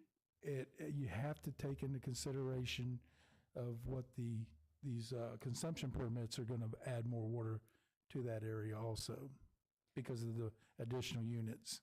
Yeah, if it's the will of the board to strike the density bonus incentive from it, it's not a difficult change on our end. Let me speak up then on that case. I have no problem with the density credits. Yeah, that's what I'm saying, I mean. Just wanted to I put knew it he out was going to have a difference of opinion. I respect it, and I respect his opinion. I do. I'm not going to sit here and argue the fact with him. I respect his opinion, and I respect everyone's opinion on this board. That's why I kept on saying this is my personal view. I look at it this way: if this program is a great program, the LIDS, and you want developers to implement it rapidly, the density credits are the way to go, because you're going to get more people jump on board sooner than, well, yeah, maybe not. They're always going to kick this off to the side because there's no. At the end of the day, it's still business that you're running. So I think from that perspective, that's maybe what the council was seeing is, hey, this is a way to get these folks to voluntarily jump onto the program. And I do want to point out that staff had recommended lower density bonuses, but NRAC actually made it higher, made it double what the maximum was in those land use categories. So from what I gathered as staff member at NRAC, that they felt like it needed to be more of an incentive than what staff had proposed to them. Well, we got a member of the board here. I've got to be more than happy to question that. Okay. Any other questions for Ms. West? Ms. Gregg? Yeah, I think I go along with you as far as the density issue. I feel like with so much of this being voluntary rather than required, I think it's unfortunate that the county council chose to go that route, because I think it renders a lot of the regulation and the goal of the whole program somewhat toothless. And I would like to see it in place, in light of what we've seen in the last few weeks with the storms and the long-term result. Short-term, I mean, it's horrifying, and it's only going to get increased. Everything, all the indicators that we've had are that these situations will get worse. So I also have a problem with the density. Okay, we do have some public participation forms, so maybe we'll have some questions and answers for you after we hear that. Miss Wendy Anderson.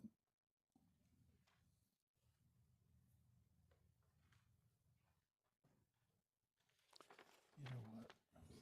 I'm sorry. I should do this one first. Thank you, Commission, for hearing us today. I'm Dr. Wendy Anderson, and just very quickly, I am a professor of environmental science at Stetson. I am a member of NRAC. I'm also an elected official on the Volusia Soil and Water Conservation District Board. I think about and teach about and dream about, sleep about low-impact development every waking breath and sleeping breath. I do this all the time. I am not speaking on behalf of the committee. I am speaking on behalf of myself, like Mr. Mills here. When I have spoken in front of you all in the past on just a few occasions, it has been about flood concerns and highlighting particular risks to various developments that you all were reviewing. I agree with you, Mr. Mills. We're in a different condition right now than we were when we started this work on NRAC. It wasn't just Tuesday this week. It was the Volusia County Council meeting in October where there were 2 hours of speakers sharing their horror stories. Every city commission in this county has had the same experience over the last 6 weeks of homeowners coming in and sharing their horror stories. We're in a different condition right now. One of the things that Ms. West and Ms. Adair did not explain to you is that the reason, well, it may not be the reason, but a circumstance when we presented our recommendation to council to have a hybrid approach to LID, which would be partially mandatory and then partially incentivized, we believed that we were under the constraints of Senate Bill 250, which was imposed on the county after Hurricane Ian, saying we could not have more onerous development rules for developers. And so we thought that we couldn't have, and they couldn't approve a hybrid approach. And so the default, the only option to be able to move forward was a voluntary approach. We don't know if they would have approved a hybrid approach had Senate Bill 250 not been constraining them. So since then, Senate Bill 250 has been removed and expired, and we no longer have that constraint. I asked NRAC at the last meeting if we could pause and actually go back to council for updated direction to ask if we could make adjustments to the plan that we were pushing forward to move back into that hybrid mode. And the rest of the committee wanted to just continue doing the work we were doing so we could stay on schedule with presenting to you all. But I'm letting you know that we had that conversation too. And I do think that it would be interesting for you all to send a clear message to council. Yes, I want you to push this forward, but I would love for you to push it forward with a clear message that mandating LID, or at the very least making it a hybrid approach, is the only way that these tools are going to go into effect.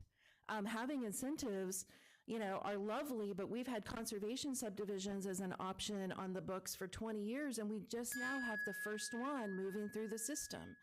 Voluntary isn't going to entice people. We're going to have to make it mandatory if we want to use these tools. And we should come back to the conversation about reclaimed water. I've always wanted to sit down and talk to you about that. Okay, I have a question for you, though. Was in your discussions at NRAC, is reclaimed water and consumption permits ever come up? I have brought it up several times that we need to talk about it, but we just haven't gotten to that topic. And I bring it up because I've heard you bring it up several times, and I think that we need to address it. I moved out of Victoria Park after being on the board for 5 years because I couldn't stomach anymore what we were doing. And, and after hearing you talk, I went back to that board and I'm like, look, what are we doing here? And I want to have this conversation personally, and I want to have it as a county. Yeah. We had people speaking Tuesday. One of them even mentioned, without calling out anybody's name, I don't know how factual it is, but I think in that area right there, they brought in 200 million gallons of water in 2-month period of time. That number probably isn't right. Typically, the neighborhood purchases about 100 million gallons a year. So I can't imagine that they would have purchased 100 million gallons in the month of September. Okay. Just in the Victoria Trail section, 100 million gallons well, I a think year. that was the whole development as a whole. And I think they've got 2 reservoirs in that area, if I'm not mistaken. They just recently lined one of them. There's 5. There's 5 reservoirs in all of Victoria Park that hold reclaimed. Okay. They just did a new liner on the Victoria Hills one. This discussion definitely needs to be brought forward. Absolutely. Right. So anyway, those are my thoughts, is that if you all would like to endorse a more toothy approach, it might be useful. Thank you. Okay. All right. We do have another speaker, Melissa Lammers.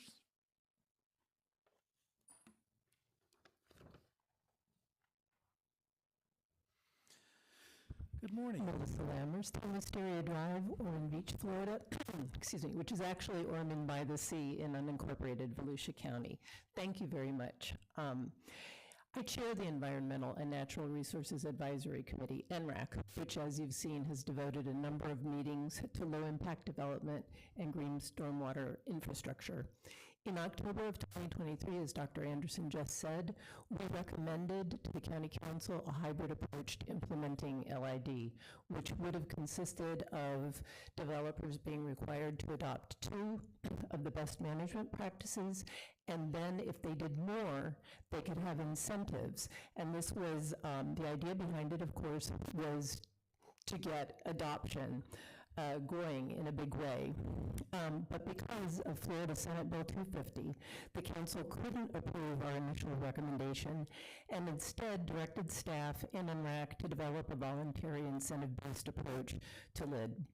That voluntary incentive-based approach, as you've seen, is what you have before you today, because that was our instruction. As you know and as you've discussed, flooding has become a huge problem in our county, especially since the 2022 storms. Revised environmental standards and ordinances can't do anything to help current flooding. But they can go a long way, and it's NRAC's aim to provide as many tools as we can so that new development ensures that the post-development hydrology is the same as prior to development.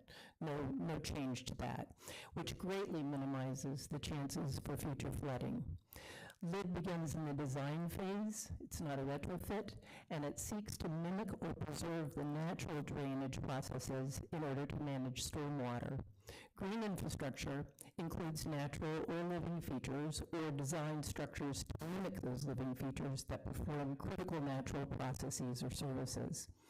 Taken together, not only can OID and GIS go a long way toward maintaining pre-development drainage patterns, they can also go a very long way toward returning water to the aquifer in a less polluted state than when it runs off from impervious surfaces. Water quantity and quality are of critical importance to the future of Volusia County, and we want as much clean water going back into our soil source aquifer as possible.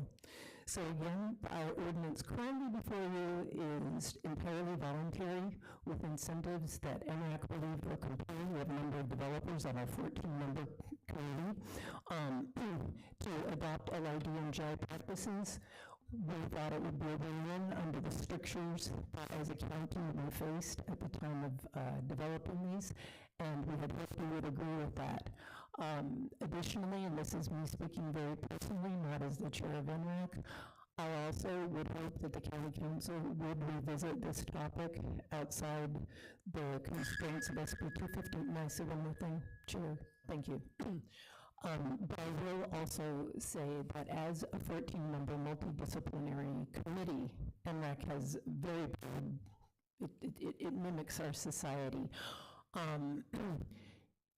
The incentive structure would surely change if we return to a hybrid process, and that will require more work by the committee, which we're, I'm sure, ready to undertake. We're all very committed to the work that we do at NRAC. Thank you. My question is what Ms. Anderson brought up is after the wayside of Bill 250, why was part not brought back up? Because we had one meeting, and it was after that heartbreaking 2-hour public comment period. We did not have a clear read from the council. Personally, I think it's stronger to go in with the PLDRC's concerns as well. Now that you have heard our work history on this topic, rather than to grind to a halt what had been clear direction, the only really clear direction we've gotten from county council on our work, to subvert that. I think it makes sense to join our recommendations. And again, I cannot speak for NRAC on that particular. I have not had a meeting with them to say I'm going to go before the PLDRC and say let's revisit this. Yeah, because after your October meeting with the county council and the previous meeting this past Tuesday, we may have a different environment in the county council because they were really, I mean, we've gone as far now as talking about, moratoriums, and to me, I think that would be detrimental to Volusia County to put that in place.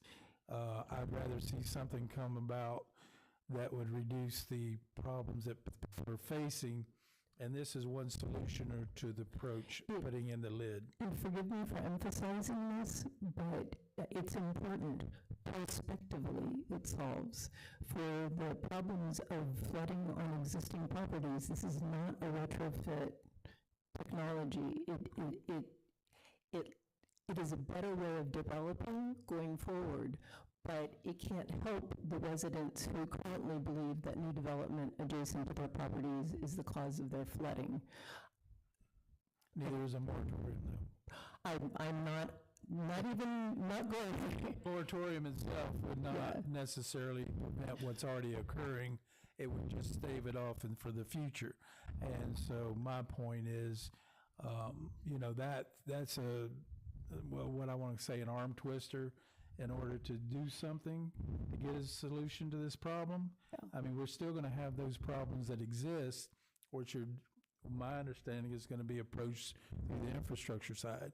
But I'm talking about future development, and the moratorium is going to affect the future development. And the sooner that we have LID in place, the better, the more the tools in the developer toolkit to have more sane development patterns in our county. I would hope that in parallel there is investigation undertaken to what I believe are multifactorial causes of the flooding on existing properties, and that homeowners find some type of relief. I concur with Dr. Anderson that the rain events and storm events we're having aren't anomalous. That's our new normal, and we need to adjust to that. The sooner the better. That's me. And let me also state one thing, because we've just, the municipalities had to deal with this within the last 10 years of having no open or discharge. So all this reclaimed water and retention of reclaimed water has to be restored, has to be stored, and it has to be used back for consumption, for irrigation of that nature. So in saying that, to increase the densities, and going back to densities, to increase the density would actually be adding more to this issue in the long run. I think the consumption permits and the maintaining the reuse water is probably, if not as great, as much of a problem as the stormwater in itself. I can share what I know about City of Roman Beach because I spoke at length and visited their wastewater treatment plant back when we had the opportunity on the North Peninsula to consider sanitary sewer. And Roman Beach is building new water storage facilities because they faced the problem that they lacked enough reclaimed water during the dry season to meet the demand that people had, and in the rainy season they had too much, and that meant that they had to continue doing discharges into the Halifax River of partially treated wastewater, cleaned wastewater, so it was not adding supposedly to the nitrogen high in content. nutrients because it's not potable water. 98% approximately. In the case of that wastewater treatment facility, we have a number of them along the Halifax. I believe Port Orange also has a very large open space area. There are places in Florida where they have created artificial wetlands. There's Sweetwater in Gainesville. There's there are wetlands to the south of us. There's Wakatahatchee down in South Florida that not only take that stormwater and reclaim water and store it, it's a treatment train, and it sends it back to the aquifer and has the additional benefit that they are public amenities. With Audubon, bird watchers love these places because they attract birds. So there are many ways to attack this. Quite frankly, I was not aware that the reclaimed water from a development had to go back to that development because, as I said, I'm familiar with Roman Beach. Yeah, but don't misquote me on that. What I'm saying is that's where its intended use is supposed to be. It doesn't necessarily, because some developments may or may not, in their consumption permit, have to take 100% of their water back. But it's got to go somewhere. So where's it going? This is the point I'm making. And I believe there may be instances where maybe some subdivisions are taking back more than what they're actually producing. And then what we're doing here by giving the density credits of twofold, we're increasing this reuse water, okay, or reclaimed water. Understood. And so that's my concern, and on the density credits, not to even address the infrastructure problems. And I think the important point of, and again, to get through a 14-member committee or 7-member committee, compromises have to be made. or are made to move forward. But the idea of clustering density, not necessarily additional densities, but clustering density on a property is hugely important to environmental concerns, and certainly a fundamental part of the low-impact development, preserving as much of that natural topography as possible. And I hope that that is understood broadly, not just, I don't mean just in this committee. Disagree with you there at all, because overall, it doesn't increase the density overall. You just lower the density in a specific area. Got it. I get that. I mean, I'm not against that. But what I'm saying is that when you increase the overall density, that's when I throw up a red flag and say, whoa, wait, let's back up and look at this for a moment, you know? And so that's my opinion. And Mr. Costa here probably, Mr. Costa, I'm looking at Mr. Patterson and going to say your name. Mr. Costa here has a difference of opinion. Like I say, I respect his opinion. And I'm sure he's got a different perspective on that. Democracy is wonderful. Thank you very much for your time and for your work. Any other questions for the speaker? Okay.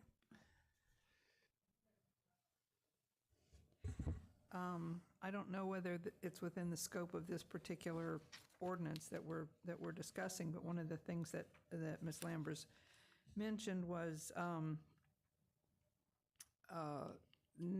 it doesn't include anything having to do with existing properties or development.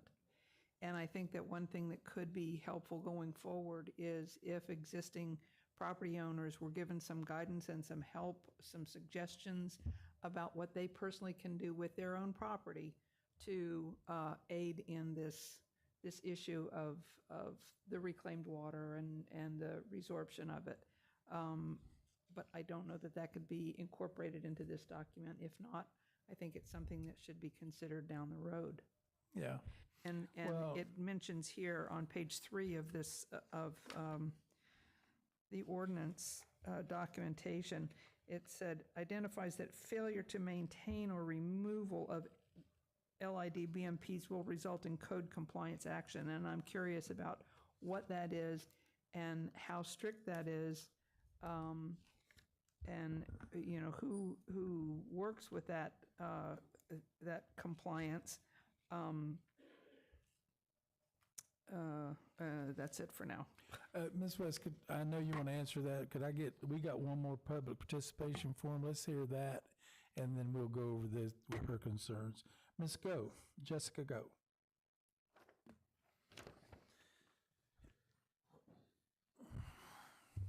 Good morning again, Good morning. Jessica Gao.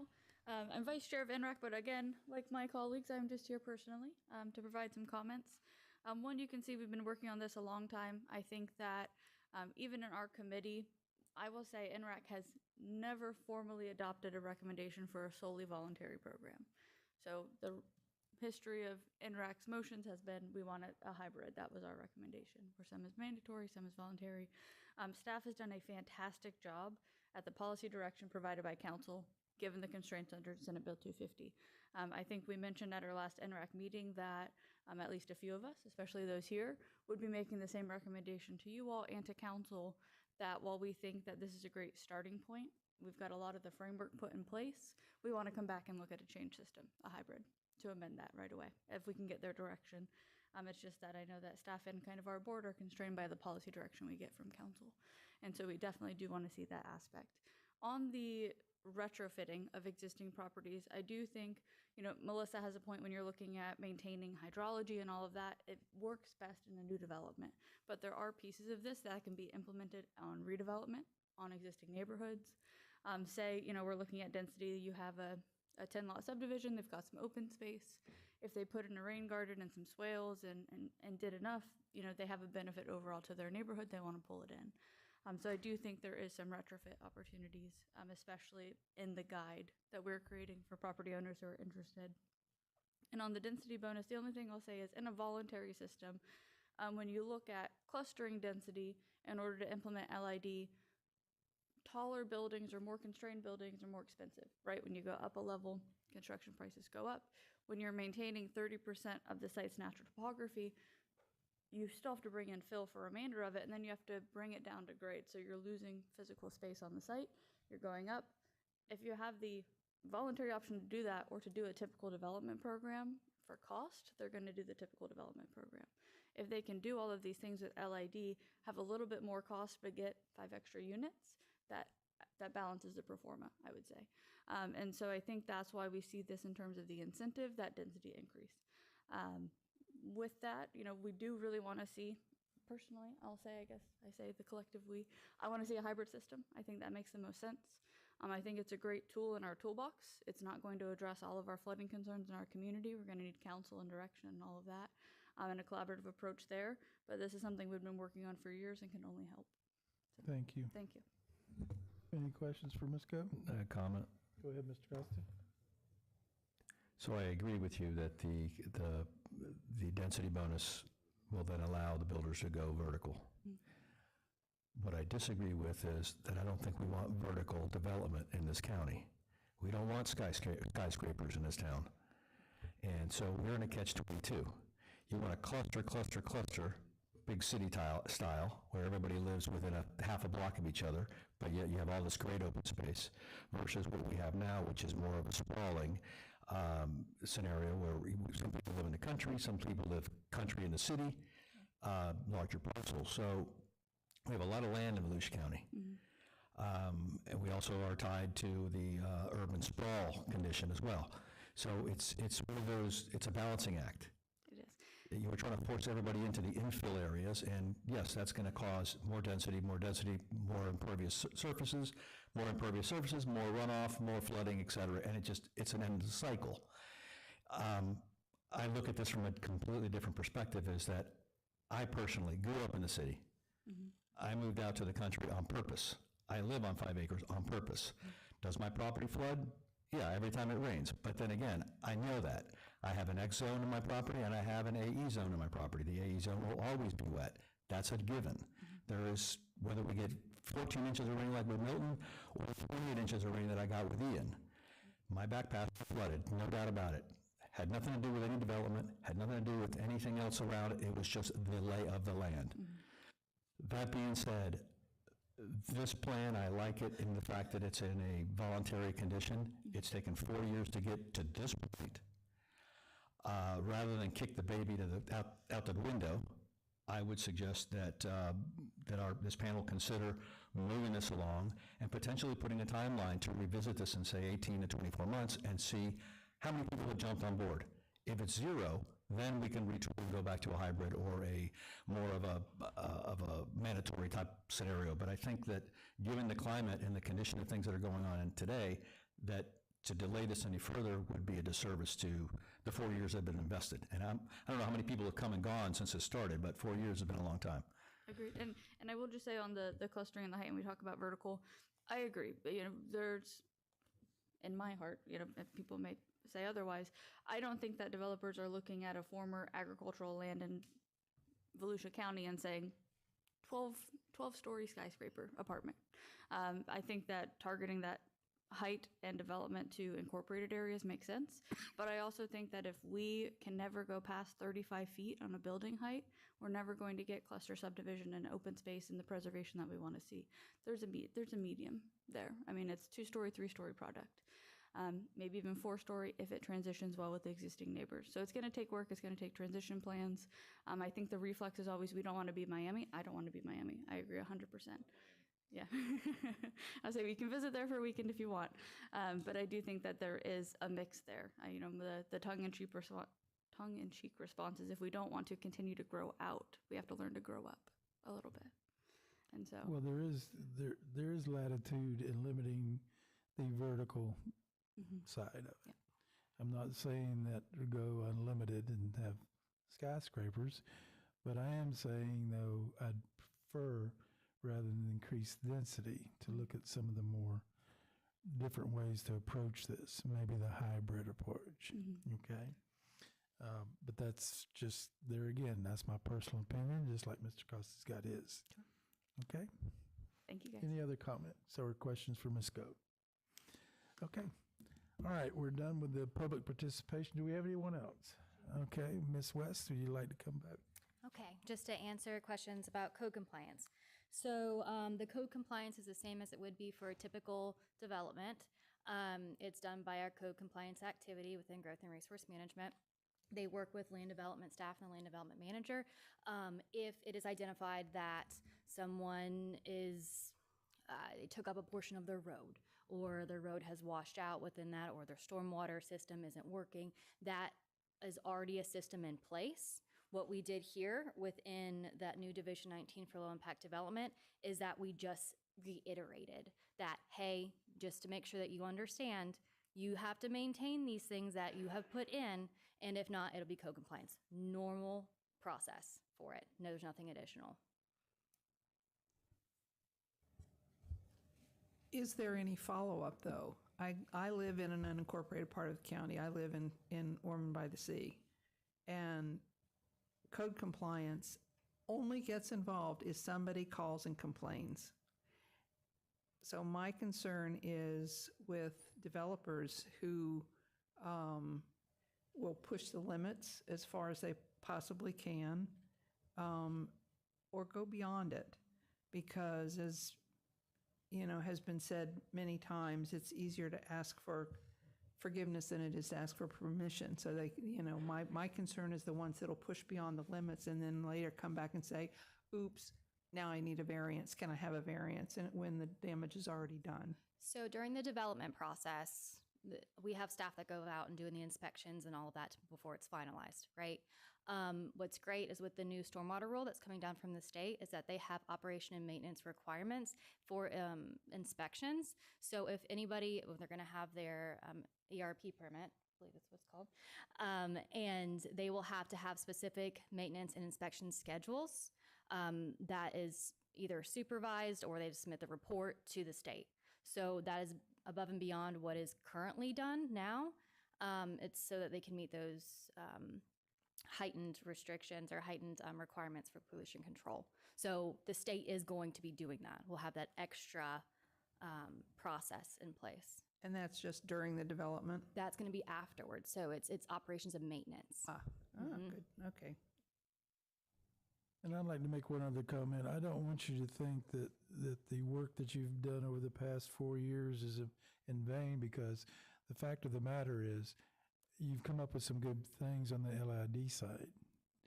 What the only objection I have to this CPA and this ordinance is the fact that is the density credits. I'll be very upfront and honest with you.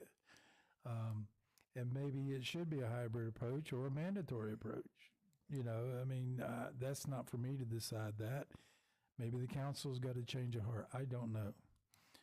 I'm just speaking from a personal point of view and try to give a perspective from the way that right now it seems like the general public seems to feel. And even the people that were against the moratorium even stated that there should be something implemented. They didn't know what, but and I've always said you can't do a whole lot of complaining unless you come up with a solution. And I think this is part of the solution. I really do.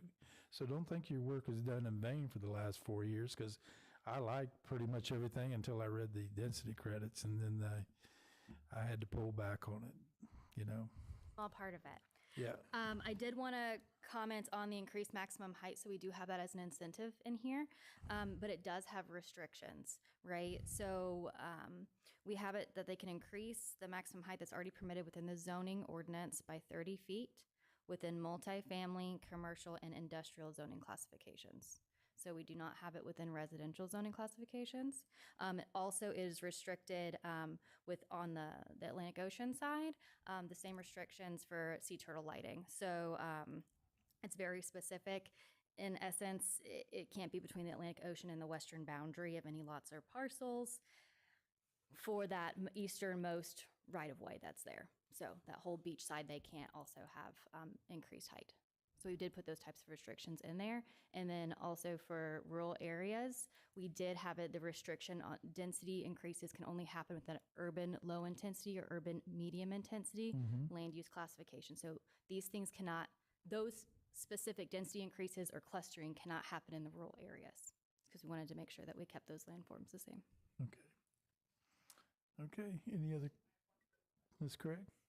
When the council recommended against the hybrid approach, or the,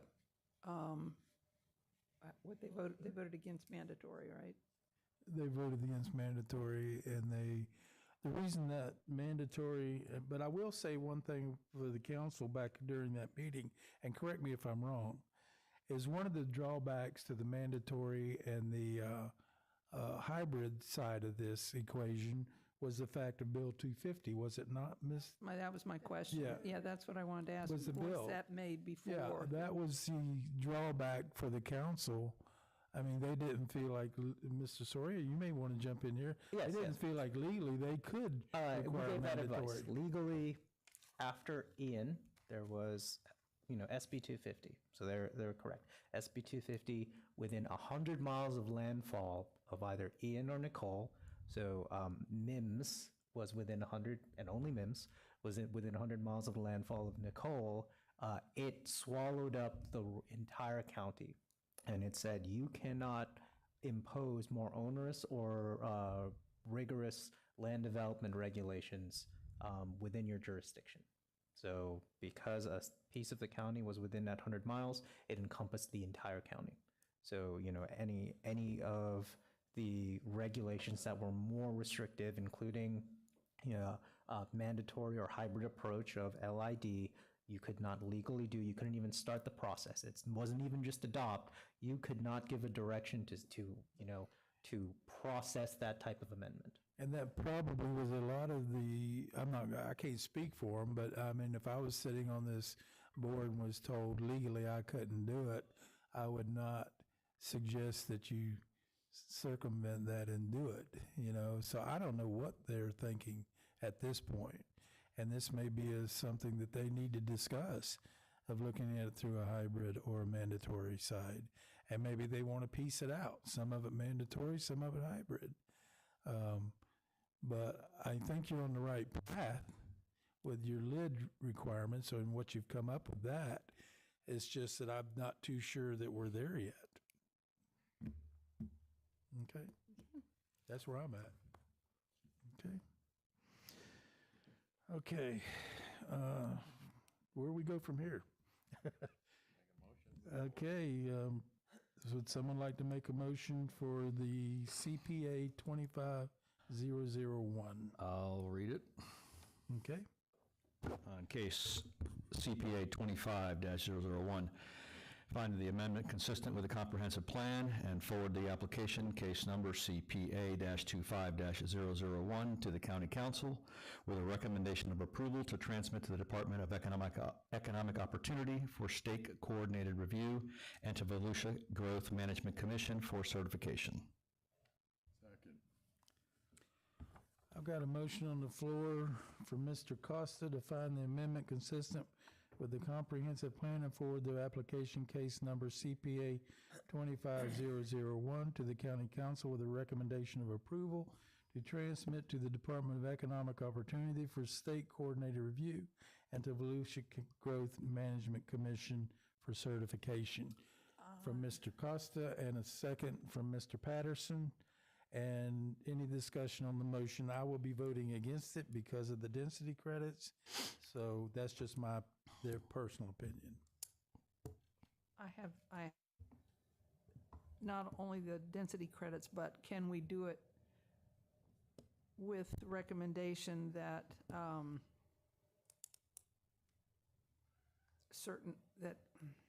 what was it that we wanted them to consider? I guess the a hybrid or a mandatory. Yeah, going with the hybrid approach. Well, that would be up to Mr. Costa to include that in his motion. I couldn't support that. So he's not willing to change his motion. Now, if for some reason this motion fails, someone else can bring that up. Mm-hmm. And I got to say, okay, any other discussion on the motion? Is everyone understanding what's going on here? Okay, in the event this motion, Mr. Costa's motion were to fail, because he was to fail, he's sending it in through as is. Someone can make a motion, and correct me if I'm wrong, Mr. Soria, that you could do that with the stipulation that they were to include hybrid, take out the, I guess, how would you do that? Make it either a hybrid or mandatory rather than with density credits? Those are two separate provisions, but you can make that recommendation. What it would look like at the, when it gets presented to council, that'll take some workshopping with staff. Or you can send it through with the denial with the reason for the denial, one of the two. Right. It's completely a legislative decision. You can make any and all recommendations. Okay. Now, those recommendations would be part of the ordinance, not necessarily part of the CPA, correct? It would be, I don't know, Sam, does that density provision say, have to be in the CPA? The density is in the CPA. So Had it to is be in the through the future CPA? land use. Yeah, it'd be in the CPA also. I read it in both. Yeah. Okay. Okay, so are we ready to vote on this? Anyone else want to comment on it? Okay, all those in favor signify by saying aye. Aye. Any opposed? Aye. Do we want to take a roll call? Member Craig? No. Member Shelley? No. Chair Mills? No. Member Costa? Absolutely, yes. Member Patterson? Absolutely, yes. And Member Sixmont? No. That is a 4-2. Motion failed to carry with a 4-2 vote. Okay. So, where do we go from here? Does anyone else want to make a different motion, or would you rather send it on with the denial? They've got the notes. I mean, on the right, you guys voting on the no on this thing. Like I said, I have no problem sending it along with the denial and let council decide how to do it. It's been 4 years, so I think that and if I went to and we're talking about the ordinance now, on the ordinance, the only thing that I would suggest that I would add as a condition would be to re-review this. Whether you make it 12 months or 18 months, but I think a review at a certain timeline down the road to see, has this worked? It's taken 4 years to get to this point. Has this worked? If that doesn't work, then you can go and approach with the more mandatory or a hybrid type of approach. But I think after 4 years that they've come up with this plan, again, as I said before, I think it would be a disservice to hold it back because of those issues. I think that probably what would happen would be the council would give staff to say that, no, this is what we want, or the fact that they would make their changes. And under the certain conditions that they're facing now, I think that would come pretty steadfastly. I don't think it would be something that's going to be drug out. We're going to go ahead and send it back. Truthfully, from the temperament that what I hear is probably more or less going to come back in a hybrid situation rather than the density credits. So are we ready to move on to the case, Yeah, the we'll go ordinance? to ordinance 25002. All right. And in that case- So, I mean, we've got a failed motion. So, Mr. Chair, if you could call of whether or not there are any other motions, if there's a motion to deny or failure to do that, we will go with, failure to obtain majority vote of this agency. I think what we decided was let council come back with a direction on to staff of what they want to see in it. They may not change anything. This is just a recommendation by us. Right. And so they may push it on through. I don't know. Procedurally, we would have to make this body's recommendation to council to be denial by failure to obtain a majority vote of the recommended changes for the comp plan. That's what we're looking at. Half, right? Yeah, that's what we're looking at. I don't think anyone's willing, because you can put in things that would actually, they may not see what our recommendations are. I mean, they're going to have to, I think they're going to get it loud and clear what our concerns are.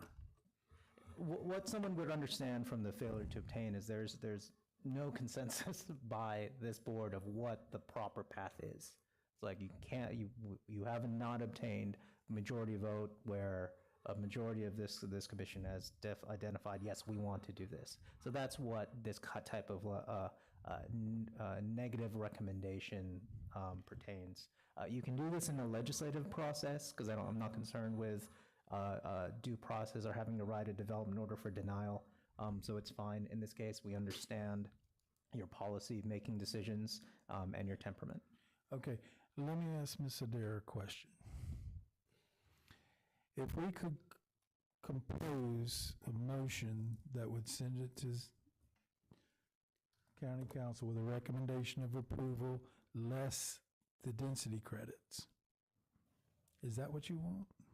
Because ultimately, I think that's where we're at on this, is the density credits. I would say it's not what I want, right? I mean, it's not about what I want, I guess is what I mean to say. I think you have a couple options. You could, if you had consensus, you could send it forward in a voluntary way without density bonuses. That's a motion you could make. You could send it forward in some modified manner, however you choose, with your opinion that the council should consider a hybrid approach. Or if we send it through with no motion, then it'll be the staff's responsibility to explain why this committee didn't make a recommendation at all. And then we'd have to come back. Once council gave direction, we still have to come back, because at some point this committee has to find it consistent with the comp plan, correct? There's just a recommendation. They can find consistent or inconsistent. So the failure to make a recommendation for approval is a non-consistent finding by this board. But the council could still find. But we do have consistent. consistent findings. I think we all agree that the hurdle here is the density credits. Well, I mean, that's a consistency determination. So, yes, county council can take the recommendation, whatever it is, and make its own separate determination of consistency with the comprehensive plan. So that is what we are looking for in terms of what this statutory obligation is are the proposals consistent with the county's comprehensive plan? So we can't find it consistent with the exception of the density credits. That is an option. It's whatever this board, determines. If you don't have a majority approval, then, we would report that, the proposed amendment is that they found the proposed amendment not consistent, and then go into explanations of which portions of it. Got it. Okay, so if someone would like to make a motion, I have a clarification question. go ahead. And is that, because density bonuses aren't necessarily an issue for me. I guess my question is, and I just, from my perspective again, is what I heard, and I could have heard incorrectly, but that all of the work that's been done on this, all of the year when it was first, you've been working on this, we're under constraints that are no longer applicable. Did I hear that correctly? Yes, we're no longer constrained by Senate Bill 250. Yes. And I don't want to throw away all your work. So that's my concern. I'm thinking, so we've made something that we're no longer constrained by. You were following the law, doing what you needed to do. And so how can this, I'm just trying to find a way for it to move forward would that be by amendments? Would that be things coming in like this that would? You can move it forward. Someone can make a recommendation on approve, but, consider a hybrid approach. Perfectly. And just make, excuse me. Perfectly Okay, acceptable so by for you using to the do. hybrid, because that's where I'm coming from then. Right. Okay, it's So not you- the density you could- bonuses, it's the hybrid approach that I prefer. So you could So move it forward I have to as is pull with back. a recommendation that, it can go as is, or we recommend the council consider the hybrid, right? So then you're at least moving forward. And Yeah, not because or. as a no vote, I mean, I'd like to put that, I mean, that's why I'm doing no. It's not because of some of the other comments I've heard. So that's one option. You could have someone make a new motion to approve it as it is and recommend that the council consider changing it to hybrid. But then if they don't want to change it to hybrid, then at least we're moving forward on the voluntary. No, I understand that. That's Okay. just a consideration. Yes, it's just a consideration. Not, yeah. Or mandatory. Out there, that's where you lose me. Or, I mean, I'd be glad to make it mandatory. Is the density issue separate from the hybrid approach? Because if we're going to be sending it with recommendations, I would like to see both of those addressed. With the mandatory, the hybrid, and the way it exists currently with the incentives. So I think mandatory, I don't think that we'd ever get that passed, mandatory across the board. So I see density being an issue, and I see a hybrid approach being. Well, it'd be used as a compromise, the hybrid. So, I think that what could happen is if, in fact, the council supported a hybrid approach where you have to do some things, then you don't need the incentive of density bonuses because you're saying to that development community, you must do some things. The incentive for density is because if it's completely voluntary, there needs to be something in it so that the developer will choose to do it because it will cost a little more. So if it's required, even some elements of LID being required, like originally we had talked about, you have to do 2 LID BMPs and then you can choose incentives from the rest, right? If it goes back to a hybrid approach at council, then they probably don't need to have density as one of the incentives. So they are a little bit tied together. If it in fact remains fully voluntary, it was the belief of the staff, and I think I could speak for NRAC that it's their belief that you need to have robust enough incentives to get people to come to the table. So you could incorporate that in a motion. I think you will win, though, by doing this is solving one problem, creating another one. Right, I understand what you're saying. I'm just saying that if as a body you wanted to move it forward the way that it is, recommend that the council consider making it hybrid if that's what you choose. And in that consideration of hybrid, then perhaps you don't need the density incentive, right? Right. That would be the trade-off there. So what we could do is send it forward, removing the density and looking at a more hybrid approach. Right, that's a third option. If you send it forward and council still wanted it to be voluntary, but you've said without incentives, then there's the question of, does that bring the developers to the table? And we would see, right? Like with anything, maybe it works, and we do have in the plan to reevaluate in 2 years the manual to see if it's working, see if somebody comes up with new BMPs That's baked in there already? It is. Okay. But at the staff level, it would go to our development review committee. Would it necessarily come back before this body? I just don't want to solve one problem and create another one. And by increasing, well, you're increasing the density. When you increase the density, you increase the amount of reuse water that's coming back to that development. So now, because that's what the problem is, some people think that that's what the problem is with the flooding issue.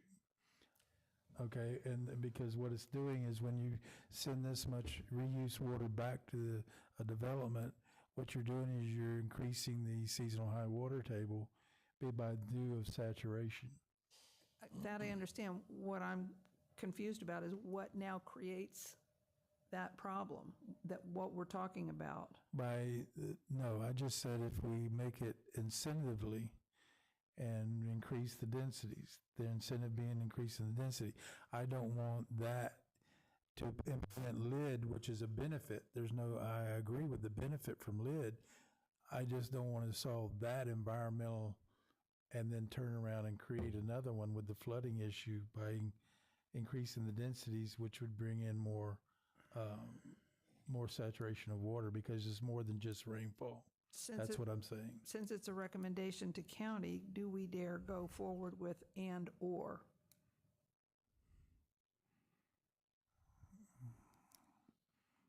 Well, I mean, and/or what? Density and hybrid.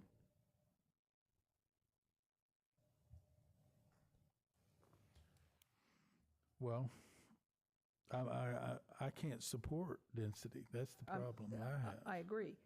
Restricting density and/or hybridization of all. Oh, yeah, you could do it that way. You could do it that way, but the minimum, I would think we would have something of a hybrid approach. And the only reason, the point I was trying to make was, the only reason that the county council or staff, either one, wasn't even looking at the hybrid approach is because of Bill 250, which went away. So they haven't really have they discussed this since it hasn't even been up for discussion, and I just don't know, under the circumstances. Yeah, the council hasn't addressed this issue again.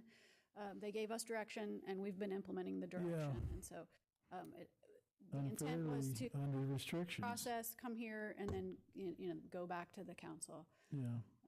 I will say that they were under the constraints of Senate Bill 250, but the other direction we've been given, both as staff and as the NRAC committee, is to look at not only ways to better protect or increase the environmental minimum standards, but look at ways to have less bureaucracy and less required regulation, right? So in that, we just don't have other direction from the council other than what we've been given. And so that's kind of why we're proceeding in the way that we've been directed to do. Yep. So I guess our decision here is, what do we want to send it with another motion, or do you want to just let it go as it is? Because I think it's going to be discussed pretty thoroughly when it gets to council. And so they're going to have to make a decision on whether they want to leave it as is, because they can. We're just sending a recommendation. Or they can look at what we were talking about, and I'm sure the staff is going to tell them why it failed to pass was strictly because of the density credits that was going to be allowed to happen.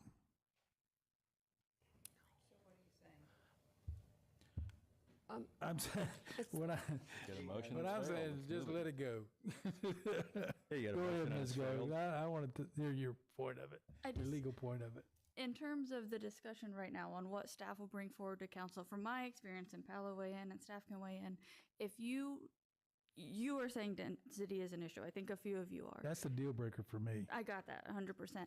But unless the majority of this committee says that's a deal breaker for all of us, that's not what staff is reporting. Staff will say a member voiced concerns about density. And so I think having a united approach of, even if it's we recommend approval, condition, strong recommendation, you come back with a hybrid approach, or if a majority says we recommend approval, removing the density bonus, that's way better than having a vague. Well, it's like I said, if I don't have a direction, then I'm going to say this committee couldn't come together to make a determination of what is the actual objection. So we will report everything in terms of, each individual committee member had these concerns. Okay. I'll let someone. One other I'll point. let somebody characterize a motion for that if you'd like. I can't make the motion. If it's pulled You can back, if you pass the gavel. I cannot pass the gavel? Okay. a tie, though, is a denial. Yes, a Yes, tie that's would be a what- technical okay, denial. okay. Okay. Yes, sir. I'm going to pass the gavel. My dear friend, Mr. Carter. I've been waiting to use this thing. Not on me, though. Okay. Okay. I would like to forward CPA 25001 to County Council and find the amendment consistent with the comprehensive plan and forward the application case CPA 25001 to the County Council with recommendation of approval with the exception of the incentives put forth, and would rather have council revisit the hybrid or mandatory part of it because now they're not under the constraints of Bill 250. And then once they find their, if whatever they decide to transmit, the Department of Economic Opportunity for State Coordinated Review and Volusia Growth Management Commission for certification. How'd that do, Mr. Soria? That works.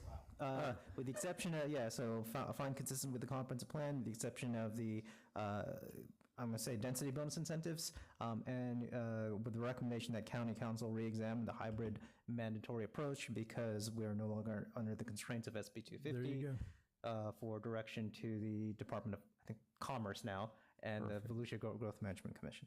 Got it. I can second that one for sure. Yeah. That's the longest one I've ever heard also. Very well put though, Mr. Chair. Or Mr. Chair, we move for this one. Yeah. Mr. Costa, it's your bill. I can't even repeat what you said, so. So we have a motion and a second on case CPA-25-001 to forward the comprehensive bill, right, to the county council Just say as stated. as stated. Good enough with that? Yeah, is anybody going to Good. second the motion? I already did. Second. He did, we had a second by Yeah, I Stoney. already did. Tony second. Yep. I thought. Yeah. Stoney Motion made by Mr. Mills, seconded by Stoney. We'll go ahead and do a roll call vote. Save the time. Thank you. Member Craig? Yes. Member Shirley? Yes. Chair Mills? Yes. Member Costa? No. Member Patterson? Yes. And Member Sixmo? Yes. It's 5-1. Okay. All right. You can have this back, and you give it back to me again. Okay. Just take off your shoe. Okay.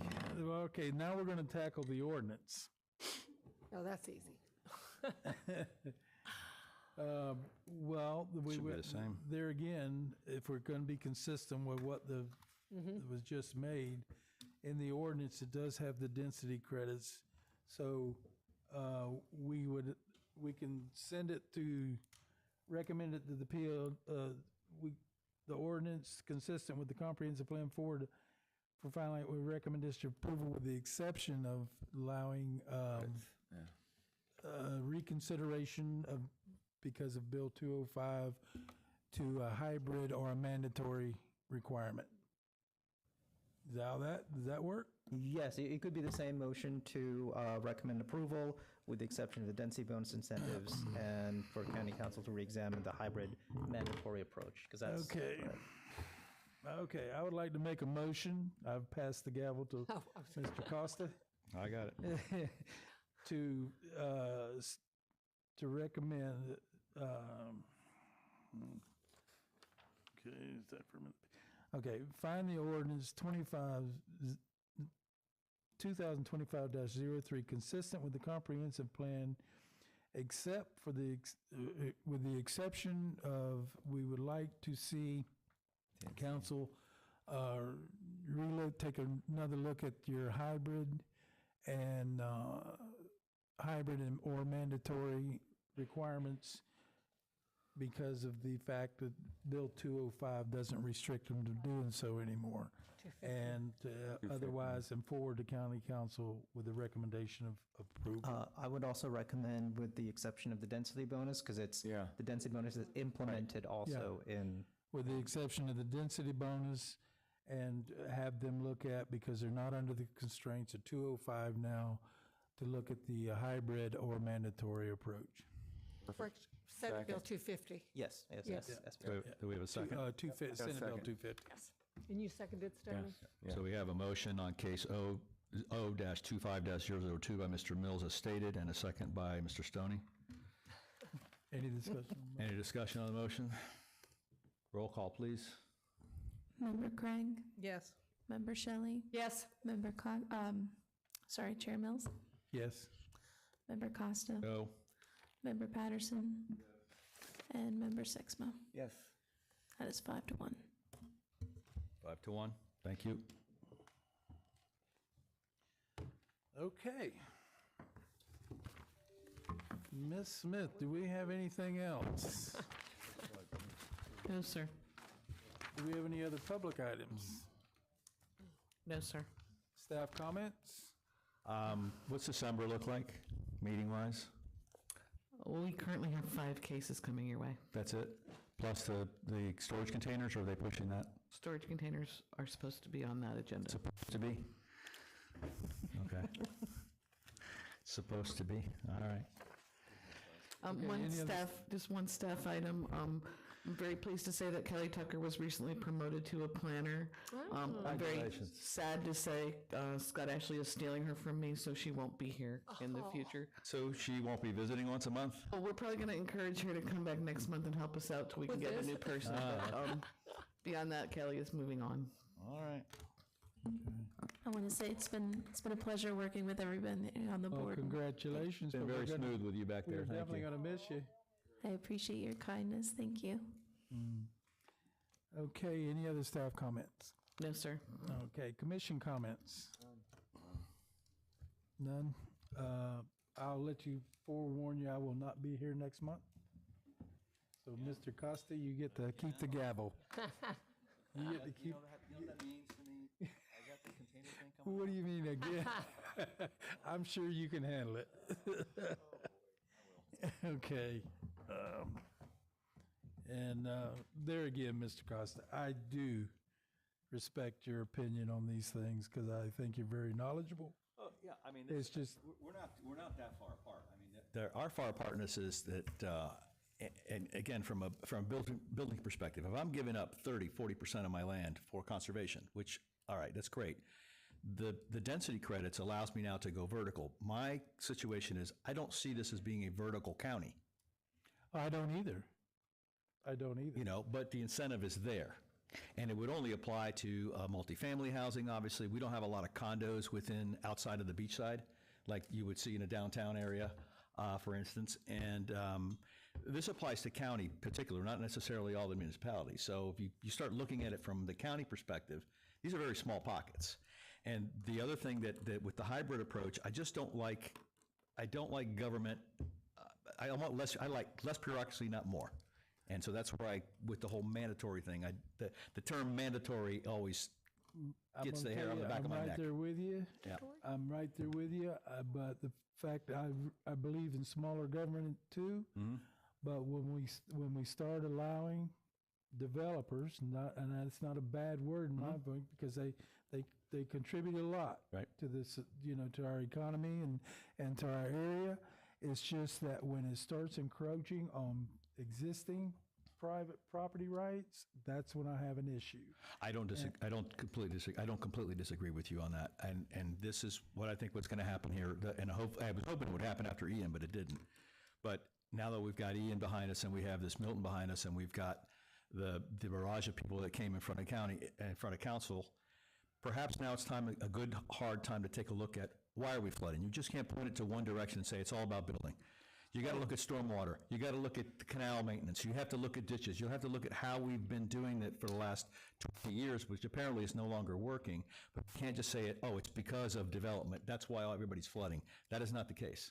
No, and it's a low-hanging fruit to grab, but nobody wants to approach the bigger issue, which is we have a stormwater issue that is not a system that is not maintained, that's antiquated, and until we kind of refocus and say, all right, root cause was 14 inches of rain in 24 hours. That was the root cause. A lot of these water issues were occurring before we had that, though. We had a week before that we had almost 5 inches that came in, so the ground was already pre-saturated prior to the storm. Yeah. So, but and I agree with you there. I mean, I'm not putting it all on development at all, and this is why I don't want to see a moratorium. Yeah. I'll be honest with you. Yep. Because I think it would be detrimental to the county and the community to put a moratorium on building. It's the low-hanging fruit to grab, yeah. Yeah, and so, but we have to come up with solutions, and this is why giving incentives to density, when density may be the cause. And because what we're doing is we're not, if you look at some of our older subdivisions, they're mostly on quarter-acre lots. Mm-hmm. Yep. And now they're not. You're putting 6 and 8 house units to an acre, and so therefore you're reducing the amount of green space that you have.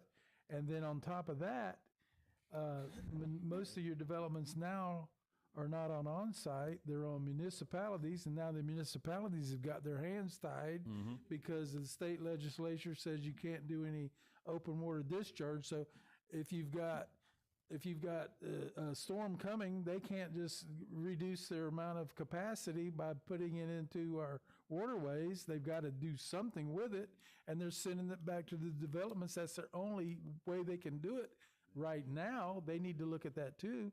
We need to be looking at spray fields. We need to be looking at being able to put it back in our recharge area. They can't, right now, they can't do that. And so there's a lot of things that are added to the equation, and I'm not putting it on strictly development, but right now, because of the density, here we go again with the densities, we're pulling more water out of the aquifer that we've got to do something with. And that's why developments is getting the bad side of this equation as The it's bad as rap, we for have. sure. Yeah. And no, I mean, but we have a lot of older subdivisions that we never had this problem with because of the lot size. And so when you put more houses per acre, then you're going to have issues that arise. I'm not saying they can't be addressed. We may be able to allow the densities. I don't know from an infrastructure way, but actually from a stormwater. But I think these consumption permits and on reuse water need to be looked at just as hard as these stormwater. Yeah, and because water's water, and the surface doesn't know any different, and flooding doesn't know any difference whether it come from stormwater or whether it come from reuse. And I do know that it has a big impact. I can tell you, I live in an area that is affected by it, and I can tell you when they're putting a lot of water in these reservoirs, just strictly by my water table on my property. So there's a different correlation there, and that needs to be addressed. And I think once that is addressed, you're probably going to eliminate a lot of the flooding issues you have, because now that seasonal high water table isn't maintained at the highest level. Because in Florida, I know that it fluctuates. It can fluctuate as much as 4 to 5 feet. And if you don't start getting that fluctuation, you get a saturation, which moves the water laterally. And this is some of the flooding issues that's occurring. And I tried to get this pushed through in our development process during our, what was the stormwater, not stormwater, but wastewater. One of the potable, I think it was the potable and sanitary sewer elements. Yeah, sanitary sewer elements. I tried to get to have some alternatives to the municipality hookups, and now that didn't fly. It went all into the municipalities. Now these municipalities are getting more water, and they're being hamstrung by legislation that will not allow them to handle the water that they have to deal with. It all has to be either kept on site or sent back to the development. So, yeah, there's a lot of finger pointing, and I'm not doing it all on the because it's legislatively also, and maybe that's where we need to be looking at a lot of this problem. But anyway, that's the end of my comment. Yeah, I throw my. My comment to that, addition to that, is Mr. Costa calls it low-hanging fruit, but it's also the most immediate way that we can start to really evaluate and affect a change. We don't have control over the rain. We don't have control over the hurricanes. We do have control over how much development goes on, and we know that it has an effect on the flooding situation. We've seen that. It may not be the only thing that's causing it, but I think that's where the idea of a moratorium, which is temporary, gives us some breathing room to start making a change that we will need for long-term solution. That's my soapbox. Well, I hadn't planned on making a comment on the moratorium, but I will say this.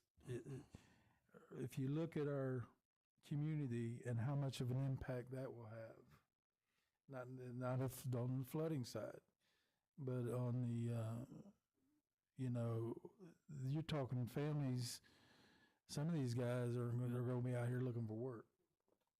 And so it may be temporary to you, but it may not be temporary to them. That's the problem.